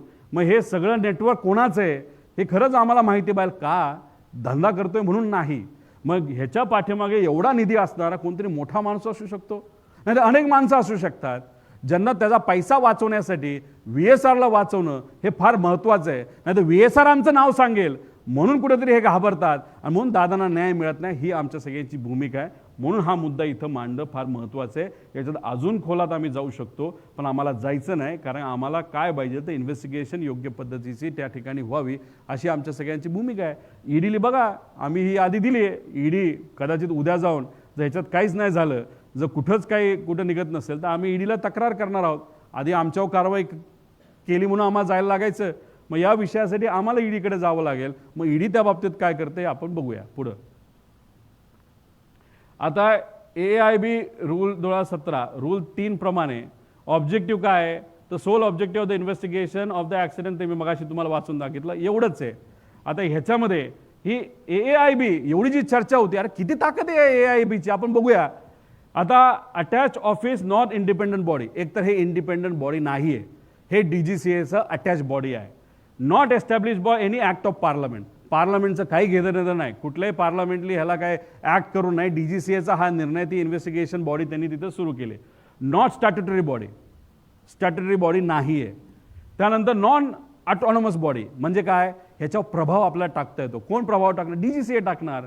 त्याच्यानंतर सबऑर्डिनेट टू एव्हिएशन मिनिस्ट्री, आता एव्हिएशन मिनिस्ट्री ज्याच्या हातात आहे तोच VSRची संलग्न आहे, तर मग सबऑर्डिनेट टू एव्हिएशन मिनिस्ट्री, मग इथं जे इन्व्हेस्टिगेशन होणार त्याचा प्रभाव हा मंत्र्याचा आणि नेत्यांचा का असणार नाही, हा आमच्या सगळ्यांचं मत आहे. आणि answerable to secretary and minister म्हणून तिथं त्या मंत्र्याला राहणं हा अधिकार नाही, त्या पक्षाला ते मंत्रालय देणं हा त्यांचा अधिकार नाही. ही आमच्या सगळ्यांची मागणी का, कारण का हे अशा पद्धतीने इन्व्हेस्टिगेशन झालं तर ह्याच्यातून काहीच निघणार नाही, हे मी आपल्या सर्वांना सांगतो. पुढं आता ह्याच्यामध्ये बघा, ह्यांनी सहजपणे काय केलं, रूल 11च्या अंतर्गत ह्यांनी इंटरनल एन्क्वायरी लावली. हा जो रूल 11 आहे हा aircraft investigation and accident and incidents rule 17 अनुसार AIB हे 2 प्रकारे इन्व्हेस्टिगेट करू शकते, हे 11 आणि 12. आता याच्यामध्ये परिवारातला एक व्यक्ती म्हणून, नागरिक म्हणून आमची सुद्धा मागणी आहे 11 प्रमाणे नको, म्हणजे घरच्या घरी सगळे अधिकारी टाकले जातील, घरच्या घरी हे रिपोर्ट बनवले जातील आणि क्लीन चिट त्या ठिकाणी दिली जाऊ शकते, अशी आमच्या सगळ्यांची शंका आहे. तर आमचं म्हणणं आहे की रूल 12 प्रमाणे व्हावं. याच्यामध्ये तपास हा केंद्र सरकार एका खुल्या कमिटीद्वारे केला जातो, म्हणून आम्ही म्हणतोय की राहुल गांधीजी ज्या लीडर ऑफ ऑपोजिशन आहे त्यांना या कमिटीमध्ये घ्यावं आणि इतर जे जजेस आहेत, माजी जज वगैरे, यांना त्याच्यामध्ये टाकावं, तरच पारदर्शक पद्धतीने इथं एन्क्वायरी होईल. आणि ही फक्त आमची मागणी असं समजू नका. भारताची पायलट असोसिएशन जे अहमदाबादमध्ये झालेल्या ॲक्सिडेंटसाठी लढते, एका पायलटसाठी जे परिवार त्या ठिकाणी लढतायत आपल्या नातेवाईकांना न्याय देण्यासाठी, त्या अहमदाबादच्या ॲक्सिडेंटसाठी सुद्धा त्यांची मागणी आहे सगळ्यांची, या पद्धतीने तुम्ही तिथे इन्व्हेस्टिगेशन करू नका, रूल 12च्या अंतर्गत तुम्ही इन्व्हेस्टिगेशन करा. आणि ही मागणी सुद्धा आम्ही लीडर ऑफ ऑपोजिशनच्या मदतीने आणि सर्व खासदारांच्या मदतीने पार्लमेंटमध्ये, जे 9 तारखेला पार्लमेंट सुरू होते त्याच्यामध्ये त्या ठिकाणी मांडणार आहे. पण ही मागणी आमची महत्त्वाची, इथं घरच्या घरी सगळे कागद रंगवले जातील आणि मॅन्युप्युलेशन केलं जाईल, अशी आमचं सगळ्यांचं म्हणणं आहे. पुढं आता FIR का दाखल करायचा आहे, तर आता तुम्हाला सगळ्यांना माहिती आहे FIR का दाखल करायचं आहे. आणि ह्याच्यामध्ये सुप्रीम कोर्टाचं त्याच्यामध्ये निकाल आहे, ललिता कुमारी विरुद्ध उत्तर प्रदेश सरकार, याच्या अंतर्गत आम्हाला तो अधिकार आहे. आणि तुम्ही बघा की आम्ही इन्व्हेस्टिगेशनमध्ये कुठंच हस्तक्षेप करत नाही. आम्ही म्हणतोय आम्ही जो FIR करतो त्याच्या बेसिसवर तुम्ही इन्व्हेस्टिगेशन करा, उलट त्याचा फायदाच होणार आहे. आणि CID करत असेल तर तो FIR CIDला ट्रान्सफर होतो, आणि तर CBI करत असेल तर तो FIR हा CBIला ट्रान्सफर होतो. हा आमचा अधिकार आहे का सुप्रीम कोर्टच्या अनुषंगाने दखलपात्र जर तिथं क्राईम असेल तर मग 100% FIR करता येतो, तो आमचा अधिकार आहे. नागरिक म्हणून आमच्या सगळ्यांचा तो अधिकार आहे, ज्या अधिकारापासून मला वंचित त्या ठिकाणी ठेवण्यात आलं. आणि सांगताना काय सांगतात की बाबांनो ॲक्सिडेंटल डेथ रिपोर्टवर इन्व्हेस्टिगेशन सुरू झाले म्हणून FIR करण्याची काय कारण नाही. पण ह्याच्यात दुसरा जर आपण बघितला, कुठे रे तो, तर अजून एक कुठली तरी केस आहे, त्या केसच्या अंतर्गत आपण जर बघितलं, कुठे काय बोलतो तो दुसरा आहे, जर केंद्र सरकार विरुद्ध एक कोणतरी कुमार नावाचा एक व्यक्ती, त्याच्यामध्ये ॲक्सिडेंटल डेथ रिपोर्ट असेल तरी तुम्हाला तिथे FIR करता येतो, तो तुमचा अधिकार आहे. आणि त्या अधिकाऱ्यापासून तर मला वंचित ठेवलं. याच्यामध्ये पुढे याच्यामध्ये आपण FIR का गरजेचं होतं हे मी आपल्या सगळ्यांना सांगितलं. मॅन्युप्युलेशन होऊ नये, का पटकिनी हा तपास त्या ठिकाणी व्हावा. आणि हे जे संबंधित मंत्र्यांचे जे काय राजीनामा का घ्यायचा, कारण मी तुम्हाला सांगितलं DGCA वगैरे त्यांच्या अंतर्गत VSRचं त्यांचं रिलेशन आहे. आणि FIR झाल्यानंतर इन्व्हेस्टिगेशनला एक व्यापकता त्याच्यामध्ये येईल. ॲरोला का करावं, अधिकारी म्हणजे त्यांनी ते विमान दिलं, ती VSR कंपनी तिथे इंट्रोड्यूस केली, त्याच्यात अधिकारी आहेत, त्या ग्रुपमध्ये अधिकाऱ्यांचं नाव मी घेतलं, कलम तुम्हाला सांगितला. त्यानंतर VSR का, आता एवढे पुरावे दिल्यानंतर VSR का, ह्याच्या पुढे मी काय सांगणार नाही. आणि DGCA का, की DGCAच मदत करते. आणि क्रिमिनल जे 5वा आहे त्याच्यामध्ये क्रिमिनल अँगल असल्यामुळे जी व्यक्ती आणि संस्था त्या क्रिमिनल कॉन्स्पिरन्सीच्या मागे असतील तर मग ते इन्व्हेस्टिगेशन व्हावं, यासाठी आम्ही FIR मागत होतो. पुढं CIDचा तपास नेहमी एवढंच जलद गतीवर आहे, चाललंय पुढे चाललंय पुढे चाललंय. पण काय चाललंय ते म्हणाले AIB रिपोर्टवर आमचं जास्त अवलंबून आहे. पण AIB रिपोर्टमध्ये जर डिस्पेरन्सीज येत असतील, त्याच्यामध्ये चुका असतील, तर मग हे कसं, म्हणजे हे कसा तपास पुढे जाणार, अशी आम्हाला शंका त्याच्यामध्ये वाटते.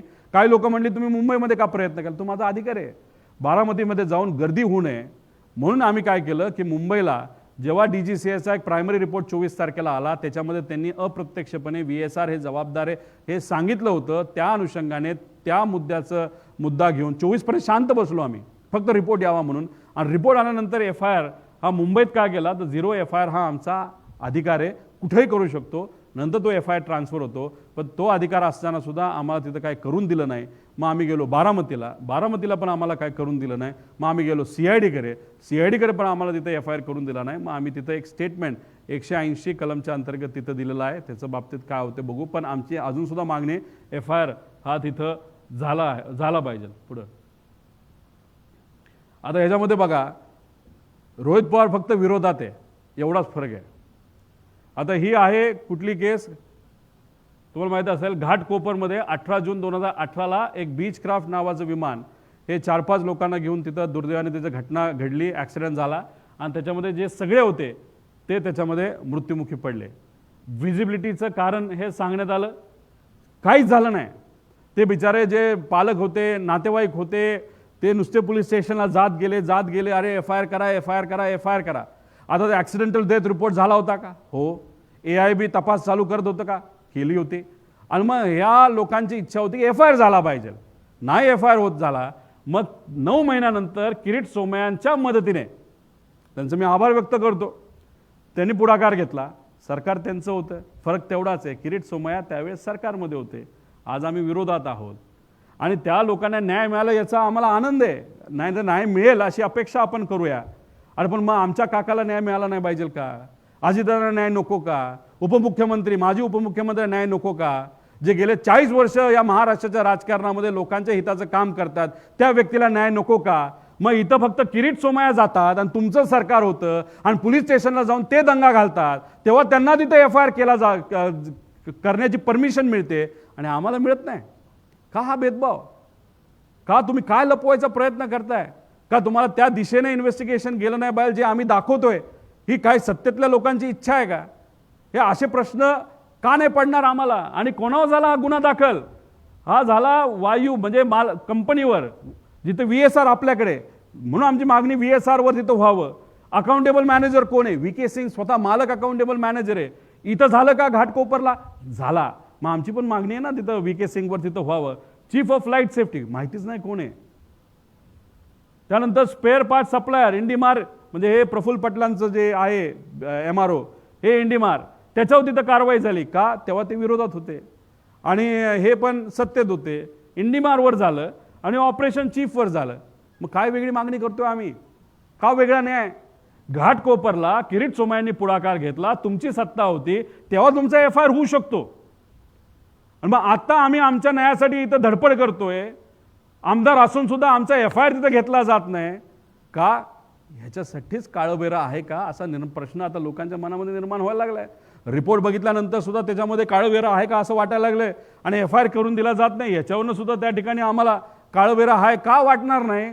साहजिकच हा प्रश्न मीडियाला सुद्धा पडला, लोकांना पडला, आम्हाला पडणार. पुढं हे बाकीचे सगळे प्रश्न आहेत आमचे जे अनुत्तरित आहे. FIR दाखल केला जात नाही, बाकी सगळा डेटा वगैरे ते सगळे मी त्यात खोलात जाणार नाही. पुढं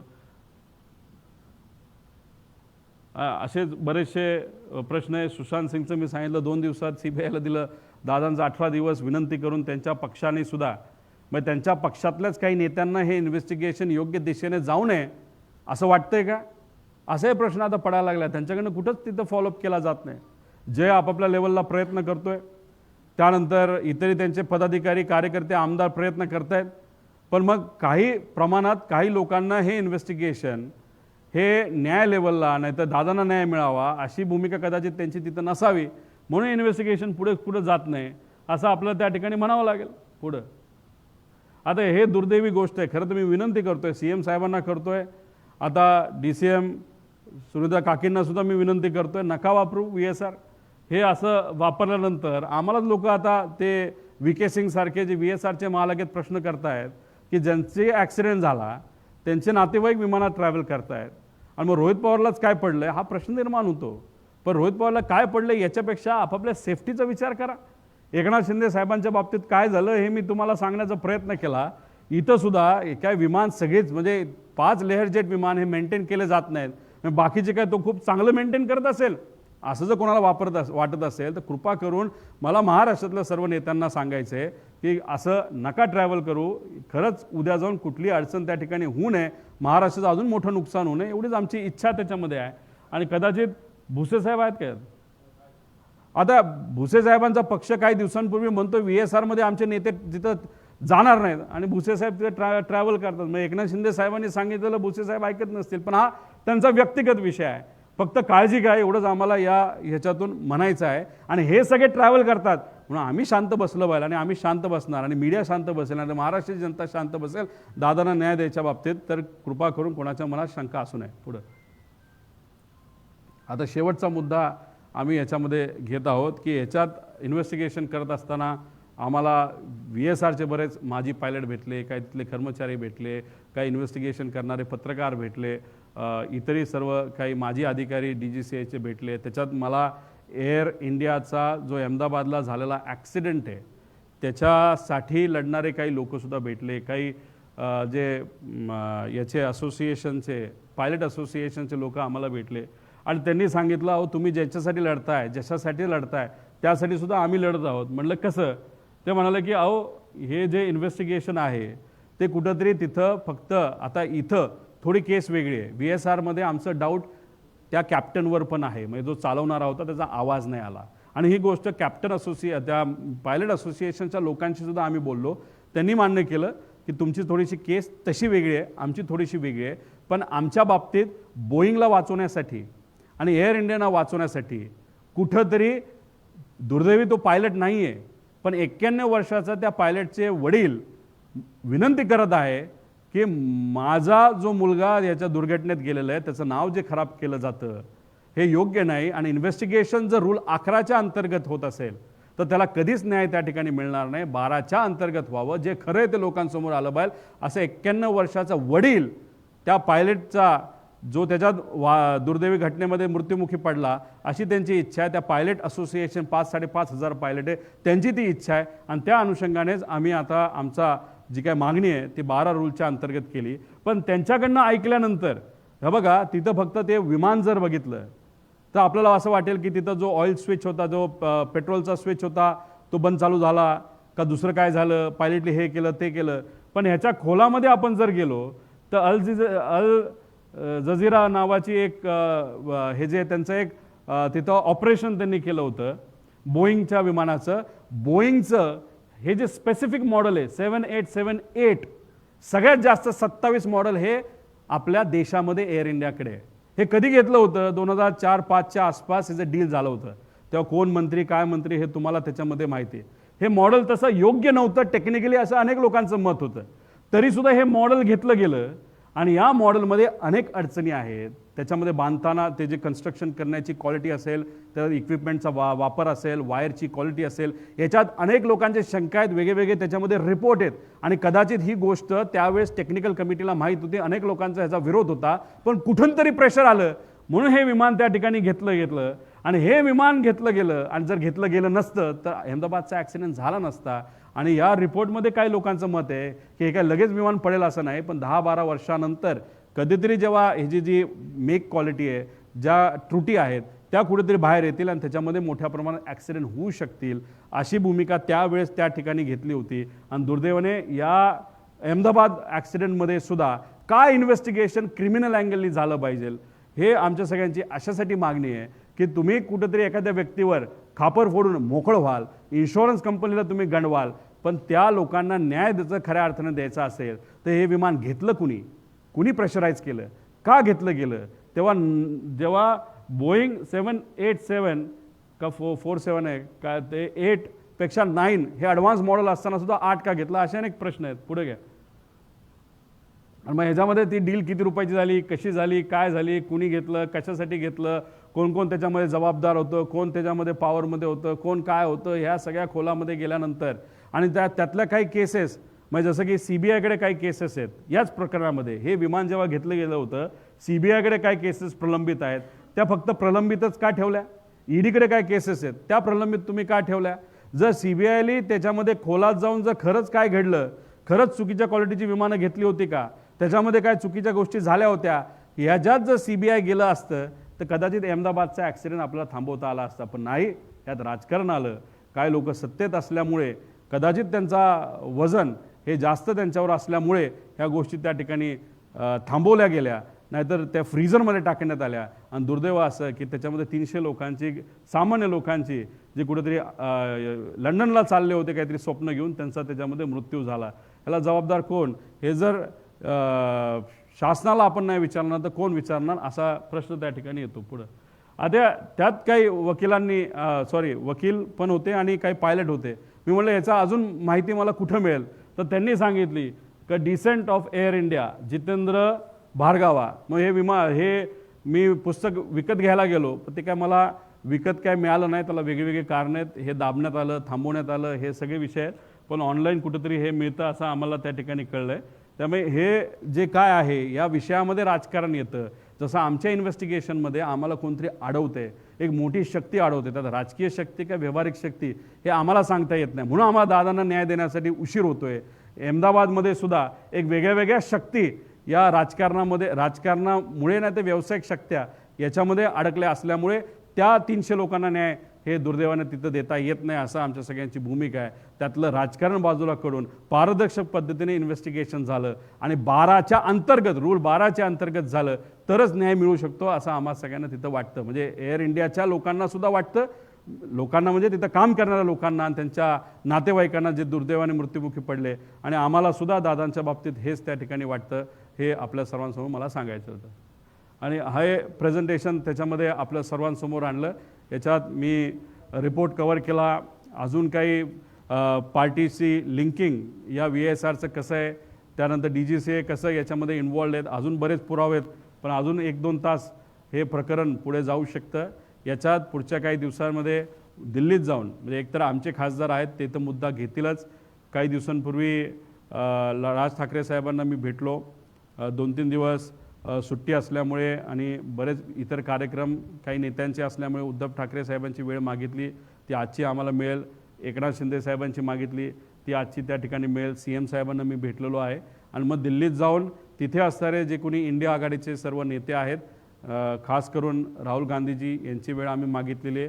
पुढचे 4 दिवस दिल्लीत जाऊन तिथं बसून ज्या लोकांना भेटता येईल आणि अधिवेशनामध्ये इन्व्हेस्टिगेशन रूल 12च्या अंतर्गत दादांच्या केसचं सुद्धा आणि अहमदाबादच्या केसचं सुद्धा व्हावं अशी मागणी तिथं आम्ही करणार आहेत. आणि आमच्याकडची जी कुठली माहिती आहे ती माहिती त्या ठिकाणी आम्ही देऊ. आम्हाला काही लोकांनी सांगितलं आहे की तुम्ही एक काम करा, DGCAचं कार्यालय हे दिल्लीत आहे, दिल्लीत जाऊन FIR करण्याचा प्रयत्न करा आणि 0च्या अंतर्गत ते ट्रान्सफर करून घ्या. मी म्हणलं महाराष्ट्राचा मोठा नेता जाऊन सुद्धा मराठी माणूस म्हणून आम्ही तिथं लढतोय आणि महाराष्ट्रातच आमची केस तिथं घेतली जात नसेल, FIR घेतलं जात नसेल तर दिल्लीला कधी आम्हाला घ्यायचे, असाही प्रश्न तिथं निर्माण होतो. पण ती माहिती, जी कुठली माहिती आमच्याकडे आहे ती सर्व माहिती ही त्या पक्षाच्या नेत्यांना आणि त्या लोकांना आणि त्या DGCA ऑफिसला सुद्धा त्या ठिकाणी आम्ही पाठवून देऊ. त्यात काय इन्व्हेस्टिगेशन होते हे आपण सर्वांनी तिथं बघावं. याच्यात कुठेही आमचं राजकारण नाही. तुम्ही जर बघितलं असेल याच्या आधी लोक लढत होती, अजितदादाच्या पक्षातले काही आमदार आणि काही पदाधिकारी लढत होते, पण त्यातले काही नेत्यांनी सुद्धा झाडाबद्दल काही कमेंट केलं आहे. जय पवार जे माझे बंधू आहेत त्यांनी सुद्धा रोहित सिंगचा एक व्हिडिओ तुमच्या सर्वांसमोर त्या ठिकाणी आणलेला आहे. त्यामुळे आपापल्या लेवलला आपण सर्वजण त्या लेवलला त्या ठिकाणी लढतोय. तुमची तिथं साथ आहे, लोकांची साथ आहे. जे लोक या विषयाला साथ देत आहेत, आपल्या नेत्याला न्याय देण्यासाठी पाठिंबा देत आहेत, त्यांचे मी मनापासून आभार व्यक्त करतो. काही लोकांनी होळी साजरी केली नाही, सणासुदीचं काही कार्यक्रम साजरे केले नाहीत, लग्न पुढे ढकलले आहेत, काही लोकांनी वाढदिवस साजरे केले नाहीत. या लोकांनी सुद्धा आपापल्या पद्धतीने तिथं पाठिंबा दिला आहे. कुणी कशाची त्या कागदाची होळी केली, कुणी काय केलं, हे आपापल्या लेवलला स्वतःहून लोक पुढाकार तिथं घेत आहेत. फक्त का महाराष्ट्रातला एक मोठा नेता हा आपण सगळ्यांनी म्हणून गमावला आहे आणि त्या नेत्याला न्याय मिळालं पाहिजे. एक कुठंतरी एक उदाहरण या देशाला दाखवलं पाहिजे की लोकांनी हा विषय हातात घेतला तर न्याय मिळाल्याशिवाय राहत नाही. अशा भूमिकेत जे कोणी आहेत आणि तुम्ही सर्व पत्रकार, तुमचे पण मी मनापासून आभार व्यक्त करतो. हा लढा असाच पुढे नेऊन लवकरात लवकर न्याय देण्याचा प्रयत्न त्या ठिकाणी आपण सर्वजण करूया, एवढंच सांगतो आणि थांबतो. मराठीत काय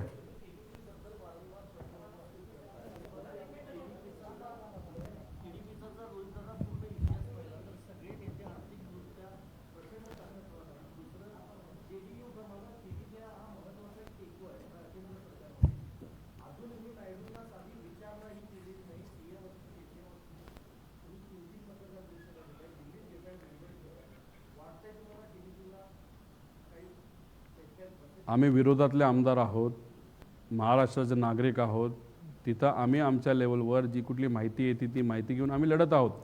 खऱ्या गोष्टी लोकांसमोर आम्ही आणतोय.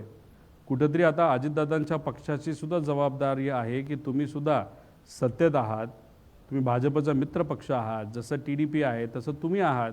तुम्ही तुमच्या लेवलला थोडंसं लढाई लढा, तुम्ही हा मुद्दा त्या ठिकाणी मांडा. अधिवेशनामध्ये पार्लमेंटमध्ये जेव्हा पार्लमेंट चालू होईल 9 तारखेला, तेव्हा विरोधी पक्ष नेता राहुल गांधीजींना भेटून त्यांच्या मदतीने व इंडिया आघाडीचे सर्व घटक पक्ष, त्याच्याचबरोबर एकनाथ शिंदे साहेबांच्या पक्षाला सुद्धा आम्ही विनंती करणार आहे, जे NDA बरोबर तिथे आहे, की त्यांनी सुद्धा तिथे मुद्दा मांडावा. पण हे बघा, आम्ही काय सांगतोय लोकांना सुद्धा कळलं पाहिजे की राजकारण काय लेवलला चाललेलं आहे, की मित्राची बाजू घेण्यापेक्षा राजकारण हे जास्त, राजकारणाला जास्त महत्त्व तिथं दिलं जातं आहे. राजकारण कसं टिकेल, सत्तेत आपण कसं राहू, हे कुठेतरी काही लोक प्रयत्न करत आहेत. पण आपण विरोधात असलो तरी लोक, पत्रकार, आपण रील करणारे लोक, छोटे छोटे चॅनल चालवणारे लोक, हे मात्र अजितदादांसाठी तिथे लढत आहेत. आपण हा लढा कायम ठेवू. कुणीतरी लढलं पाहिजे, त्याशिवाय न्याय मिळणार नाही. एवढं लढल्यानंतरच कुठंतरी CID वाले पत्रकार परिषद घेत आहेत, एवढं लढल्यानंतरच कुठेतरी रिपोर्ट आला तरी. पण हे आल्यानंतर सुद्धा त्यात काही त्रुटी आहेत. त्यामुळे आम्हाला कुठेतरी भीती वाटते की मॅन्युप्युलेशन केलं जाईल आणि जे केलं जाते. त्यामुळे अजून हा लढा पुढे नेऊन पार्लमेंटमध्ये काय करता येईल का, असा प्रयत्न त्या ठिकाणी आम्ही करू.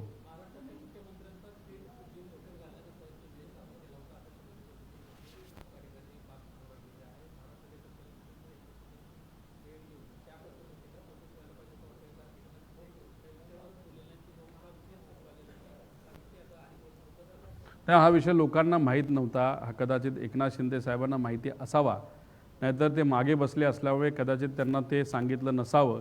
पण हा मुद्दा नक्कीच एकनाथ शिंदे साहेबांना जेव्हा मी भेटेल तेव्हा हा मुद्दा त्यांना सांगेल.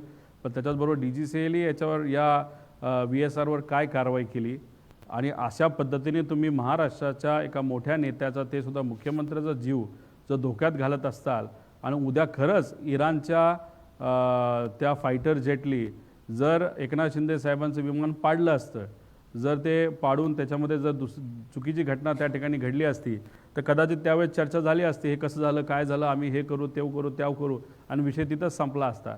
त्यामुळे नेत्यांना मी विनंती करतो की तुम्ही तुमची काळजी तिथं घ्या. जी काय माहिती आमच्यापर्यंत येते ती आम्ही पुढे घेऊन चाललेलो आहोत. अशा पद्धतीने तुम्ही जर नॉन कम्प्लायन्स करत असाल, ते मुद्दामून करताय का कसं करताय, याला पूर्णपणे VSR आणि DGCA जबाबदार आहे, असं आमचं प्रामाणिक मत आहे.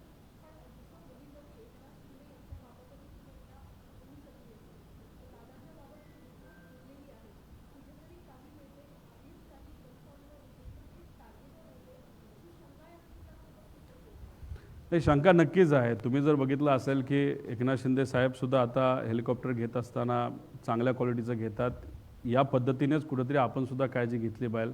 दादांनासुद्धा काही लोकांनी सांगितल्यानंतर ते प्लॅस्टिकच्या बॉटलमध्ये पाणी पित नव्हते, काचेच्या बाटलीमध्ये पाणी प्यायला लागलेले. त्यांनी सिक्युरिटीसुद्धा काही प्रायव्हेट आणि ओळखीचे लोकच जवळपास आसपास ठेवले होते.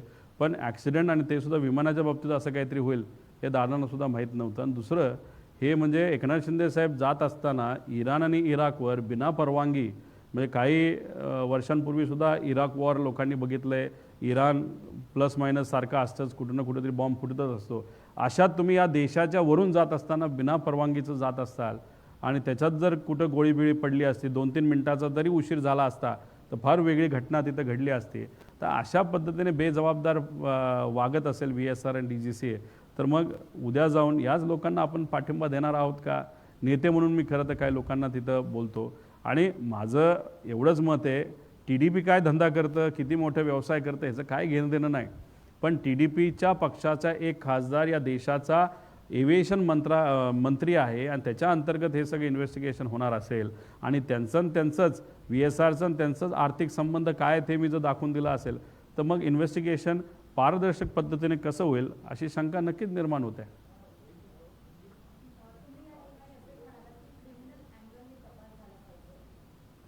असं फक्त मीच म्हणतो असं नाही. जेव्हा अजितदादांच्या पक्षाला सांगितलं की CBIकडे एन्क्वायरी दिली गेली पाहिजे, CBI हे क्रिमिनल अँगलनीच इन्व्हेस्टिगेशन करतं.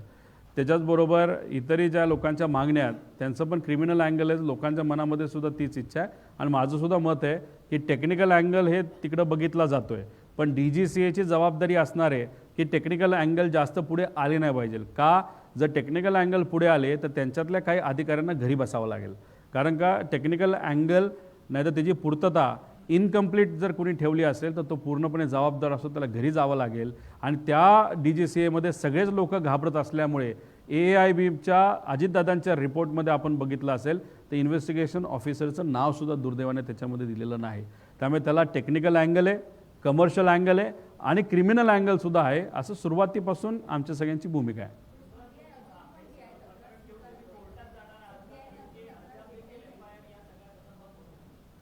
आम्ही काही दिवस थांबेल, सरकारला ती संधी देईल की आमच्या ज्या मागण्या आहेत, आता मी घाटकोपरच्या विषयाच्या बाबतीत तुम्हाला दाखवून दिलं, भेदभाव होतोय. एखादा BJPचा नेता जर छोट्या एखाद्या कंपनीसाठी ज्याच्यामध्ये कुठल्याच मोठ्या बिझनेसमनचं काही घेणं देणं नाही याच्यावर कारवाई करण्यासाठी जातो तर लगेच तिथं पोलीस ऐकतात.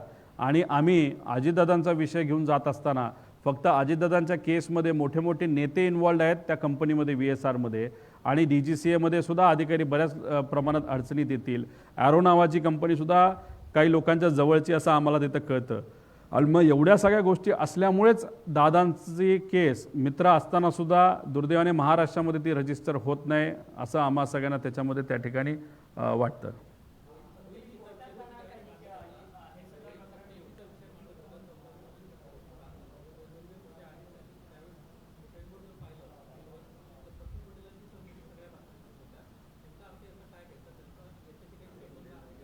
नाही, तेव्हा ते मंत्री होते ना, आणि त्यांच्यावर जे काय इन्व्हेस्टिगेशन चालू होतं CBIचं प्रफुल्ल पटेलांवर, ते याच विषयासाठी चालू होतं की याच्यामध्ये कुठंतरी एअर इंडियाच्या खरेदी प्रकरणामध्ये तिथं घोळ झाला आहे, त्यासाठी CBI चालू होतं ना.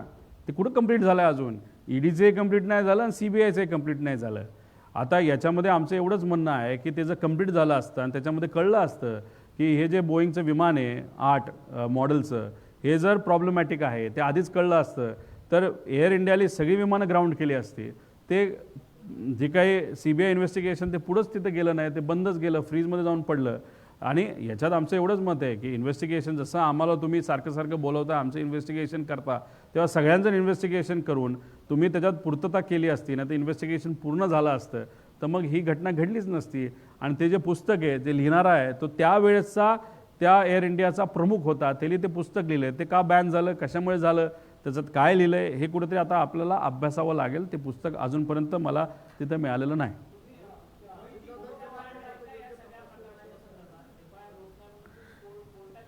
नाही, एकदा आम्ही सरकारला परत त्या ठिकाणी संधी देऊ. FIR आमचा अधिकार आहे. घाटकोपरच्या बाबतीत FIR तिथं झाला होता, तर आमच्या बाबतीतच होत नसेल तर पुढच्या काही दिवसामध्ये 2-3 दिवसामध्ये FIR सुमोटो ज्याचं आम्ही पत्र दिलेलं आहे, आम्ही पार PIला सुद्धा दिलं आहे, ॲडिशनल CPला सुद्धा मुंबईत दिलं आहे, आणि तिथे आम्ही PIला पण दिलं आहे आणि SPला पण दिलेलं आहे. त्या बाबतीत सरकार काय भूमिका घेतं हे आपल्याला बघावं लागेल.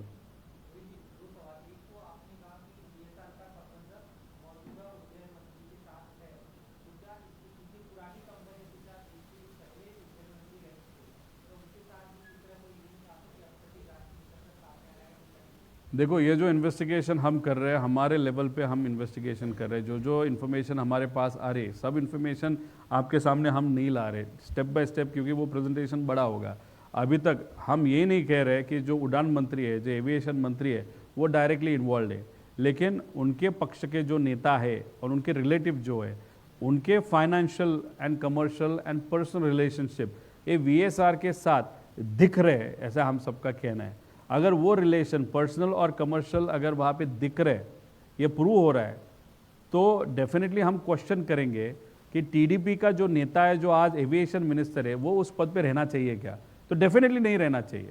एक तो ज़मीन का मुद्दा हमने दिखाया, वो ING वैश्या बैंक जो है वो हमने वहाँ पे दिखाई, उसका रिलेशन कुछ तो दिख रहा है. वो फिनिक्स का मैंने दिखाया, उसके साथ उनकी जो NBFC है उनका रिलेशन हमने वहाँ पे दिखाया, जुबली हिल्स का रिलेशन वहाँ पे दिखाया. और क्या दिखाना है वो ढूंढने की ज़रूरत है. ये देखो, MRO इस कंट्री में 2 है, एक प्रफुल्ल पटेल जी का है, ऐसा मैंने शुरुआत में वहाँ पे बोला था. अभी उनका पार्टनर कौन है वो उनको ही मालूम होगा.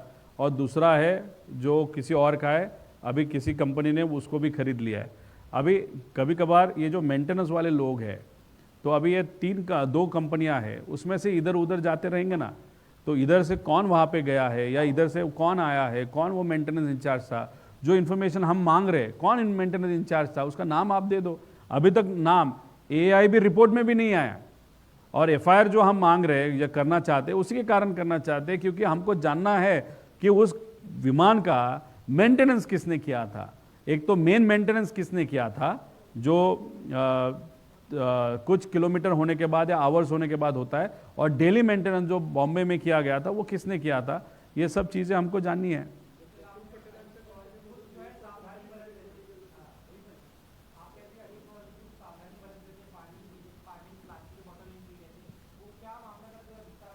देखो, ये VSR का इशू आने के बाद बहुत सारे नेताओं ने अपने जो हेलीकॉप्टर है वो अच्छे हेलीकॉप्टर लेना चालू कर दिए, वो अच्छी चीज़ है।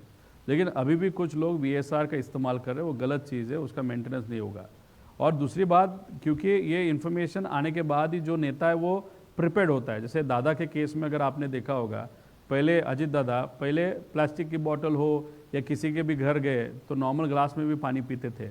अभी उनको इन्फॉर्मेशन किसने दी, बताते वक्त उन्होंने सिर्फ बताया था कि हमको थोड़ी सी केयर लेने की ज़रूरत है, या किसी ने मुझे बताया, इसलिए उन्होंने प्लास्टिक बोतल बंद करके कुछ 4-5 महीनों से ग्लास की बोतल वहाँ पे ग्लास के बोतल से पानी पीना चालू किया था, क्योंकि उस पर मैनिपुलेशन नहीं हो सकता या कोई इंजेक्शन से उसमें पॉइजन नहीं डाल सकता या कुछ नहीं डाल सकता। उसी के साथ उन्होंने अपने जो पर्सनल गार्ड्स थे उन पे ज़्यादा विश्वास रखना चालू कर दिया था।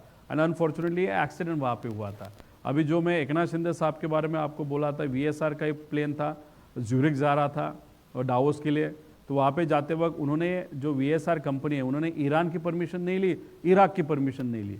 इंटरनेशनल फ्लाइट में आपको जिस कंट्री के ऊपर से अगर आप जा रहे हो और स्पेशली अगर वो कंट्री बहुत हॉस्टाइल है तो परमिशन आपको लेनी पड़ती है। तो मैं एकनाथ शिंदे साहब का जो प्लेन था वो कैसे आपने इराक और ईरान के ऊपर से विदाउट परमिशन वहाँ पे लेके गया, उसके लिए वहाँ पे बहरीन आके उनको 3 घंटा रुकना पड़ा, फिर परमिशन लिया, फिर उड़ाया। अगर वैसे ही 2 मिनट का डिले होता तो ईरान के जो पायलट्स है या जो भी उनके फाइटर जेट्स है वो उस एकनाथ शिंदे जी का जो प्लेन है वो गन डाउन भी कर सकते थे। अभी ये जो इन्फॉर्मेशन है वो हमारे पास आई है, अभी ये इन्वेस्टिगेटेड करने की ज़रूरत है। वो अगर प्रॉपरली इन्वेस्टिगेट करने के बाद अगर प्रॉपर पेपर वर्क अगर सामने लाया, या एकनाथ शिंदे साहब को जाके आप पूछ सकते हो ये इंसिडेंस हुआ था क्या, उनको इस इंसिडेंस के बारे में मालूम है क्या, उस इंसिडेंस के बारे में कुछ पेपर मेरे पास है, वो आगे लेके मैं आऊँगा। लेकिन एकनाथ शिंदे साहब का भी इस इंसिडेंस के बारे में क्या कहना है वो देखने की ज़रूरत है, क्योंकि अगर आप देखो 6-7 दिन पहले उनके पार्टी ने भूमिका ली थी VSR से हम ट्रैवल नहीं करेंगे।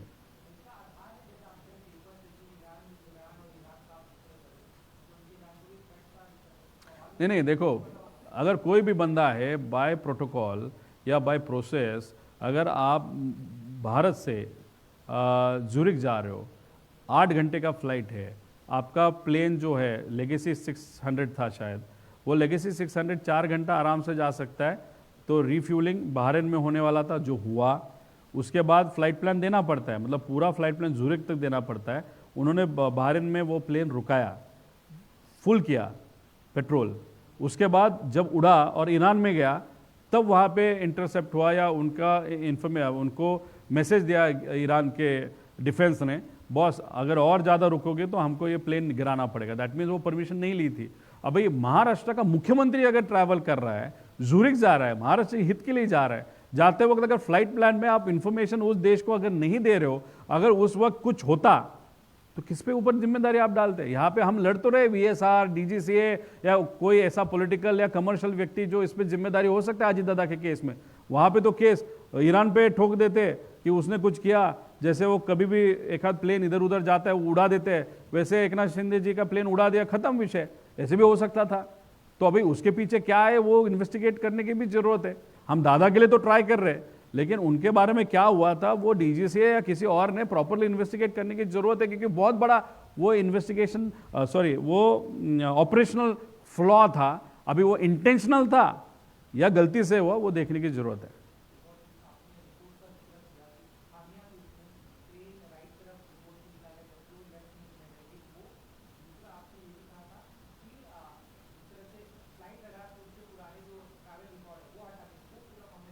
देखो, जो विमान अगर आप देखो तो कोई भी विमान कहाँ पे भी जा रहा है तो उसका एक रिकॉर्ड, वो क्या बोलते हैं उसको, फ्राइल रडार का एक सॉफ्टवेयर है, उस पर वो रिकॉर्ड होता है, उसमें हिस्ट्री भी दिखती है आपको।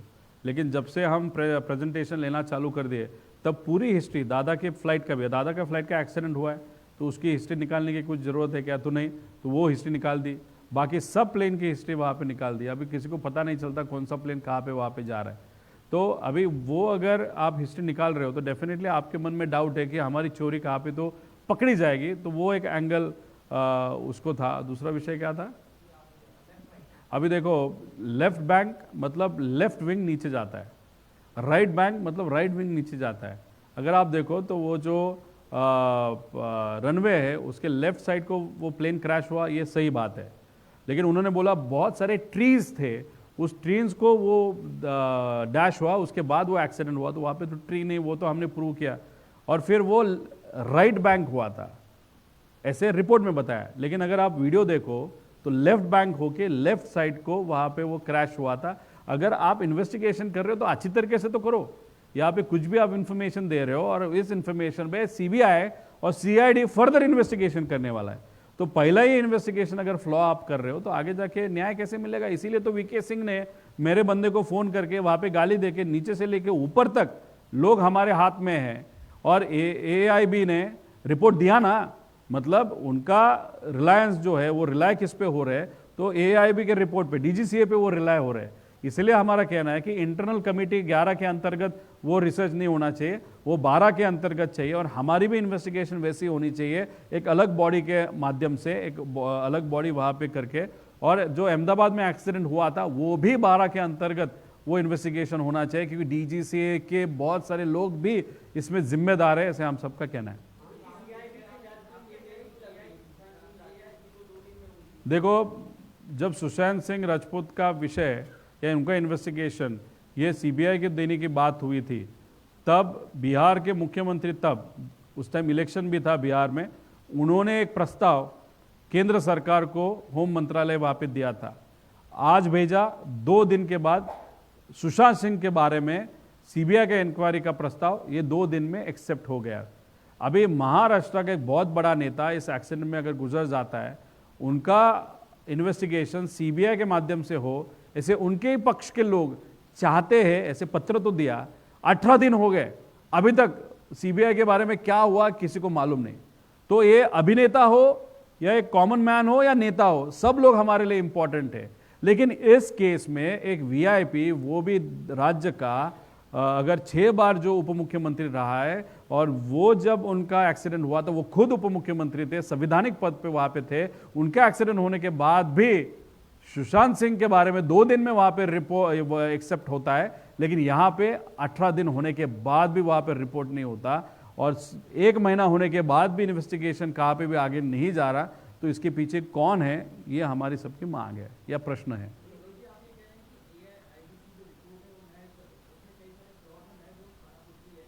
सिर्फ दिखाने के लिए वो है, उसमें बहुत सारी डिस्पेरेंसीज है, वो आपको हमने बताई, उसके बारे में क्या करना चाहिए वो भी हमने बताया था।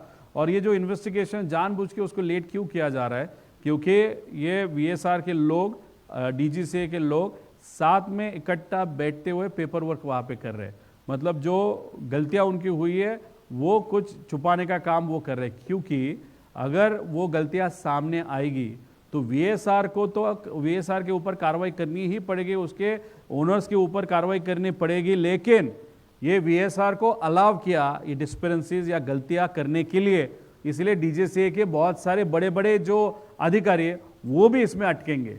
इसलिए अधिकारियों को बचाने के लिए और वीएसआर को बचाने के लिए, वीएसआर का क्यों बचा रहे वो तो हमने बताया, बहुत बड़े बड़े नेता इसके पीछे है, इस वीएसआर के कंपनी, वो तो हमने बताया, और अधिकारी खुद को बचाने का कोशिश करेगा तो वो वहाँ पे बचाने की कोशिश वहाँ पे कर रहे हैं। इसलिए तो यहाँ पे सिर्फ बचाने का खेल चल रहा है। अजित दादा को न्याय देने का यहाँ पे कोई भी प्रश्न नहीं है, या यहाँ पे कोई भी एफर्ट किसी से भी वहाँ पे लिए जा रहे जो सत्ता में, ऐसे हम सबको नहीं लगता।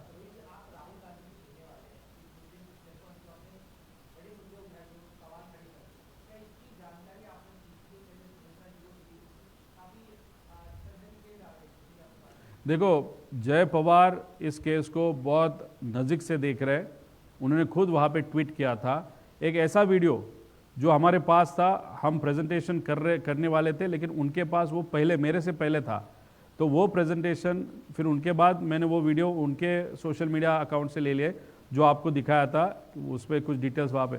जय पवार वहाँ पे प्रयत्न कर रहा है। जय पवार कौन है? सुमित्रा काकी के बेटे हैं, तो उनके लेवल पे वो प्रयत्न कर रहे हैं। मतलब उसके बारे में इंफॉर्मेशन डेफिनेटली पार्थ को भी होगी और काकी को भी वहाँ पे होगी, और वो तो सत्ता में, वो उनके माध्यम से फॉलोअप उनके लेवल पे करेंगे। उनको जाके खास बात जाके मैं कुछ फॉलोअप क्या करूँगा? अभी मीडिया के माध्यम से तो उनके ऊपर, उनके यहाँ तक वो इन्फॉर्मेशन पहुँची होगी। मैं मेरे लेवल पे वहाँ पे प्रयत्न करूँगा। मैं तो विरोध में हूँ, तो इंडिया आघाड़ी के लोगों के साथ में बैठ के बात करके उनके माध्यम से इसको न्याय मिले, वो कोशिश मैं करूँगा। वो तो सत्ता में है, तो सत्ता का इस्तेमाल करके दादा को न्याय मिलने के लिए सत्ताधारियों के माध्यम से उन्होंने प्रयत्न करे। सबने प्रयत्न करने के बाद राजनीति बाहर रख के ही इस पे कुछ हो सकता है, ऐसे मुझे लगता है।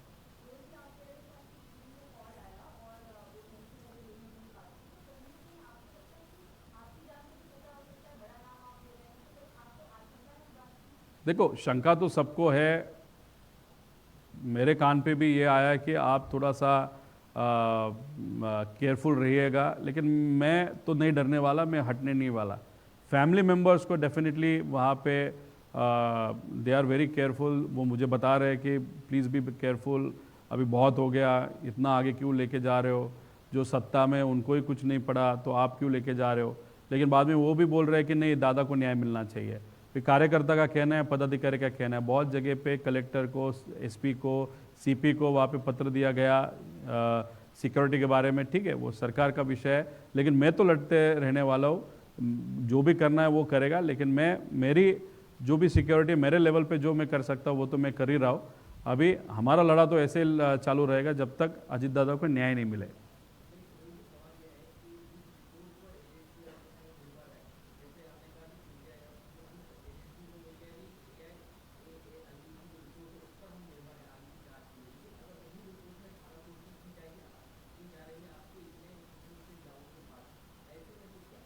देखो, सेक्शन 3 जो AIB का रिपोर्ट होता है, सेक्शन 3 के अंतर्गत अगर आपने देखा तो वहाँ पे उन्होंने वो इन्वेस्टिगेशन इसलिए करते हैं कि इस एक्सीडेंट में क्या हुआ, वो क्रिमिनल एंगल से या लाइबिलिटी किसी के ऊपर डालना है, उस एंगल से वो इन्वेस्टिगेशन नहीं करते।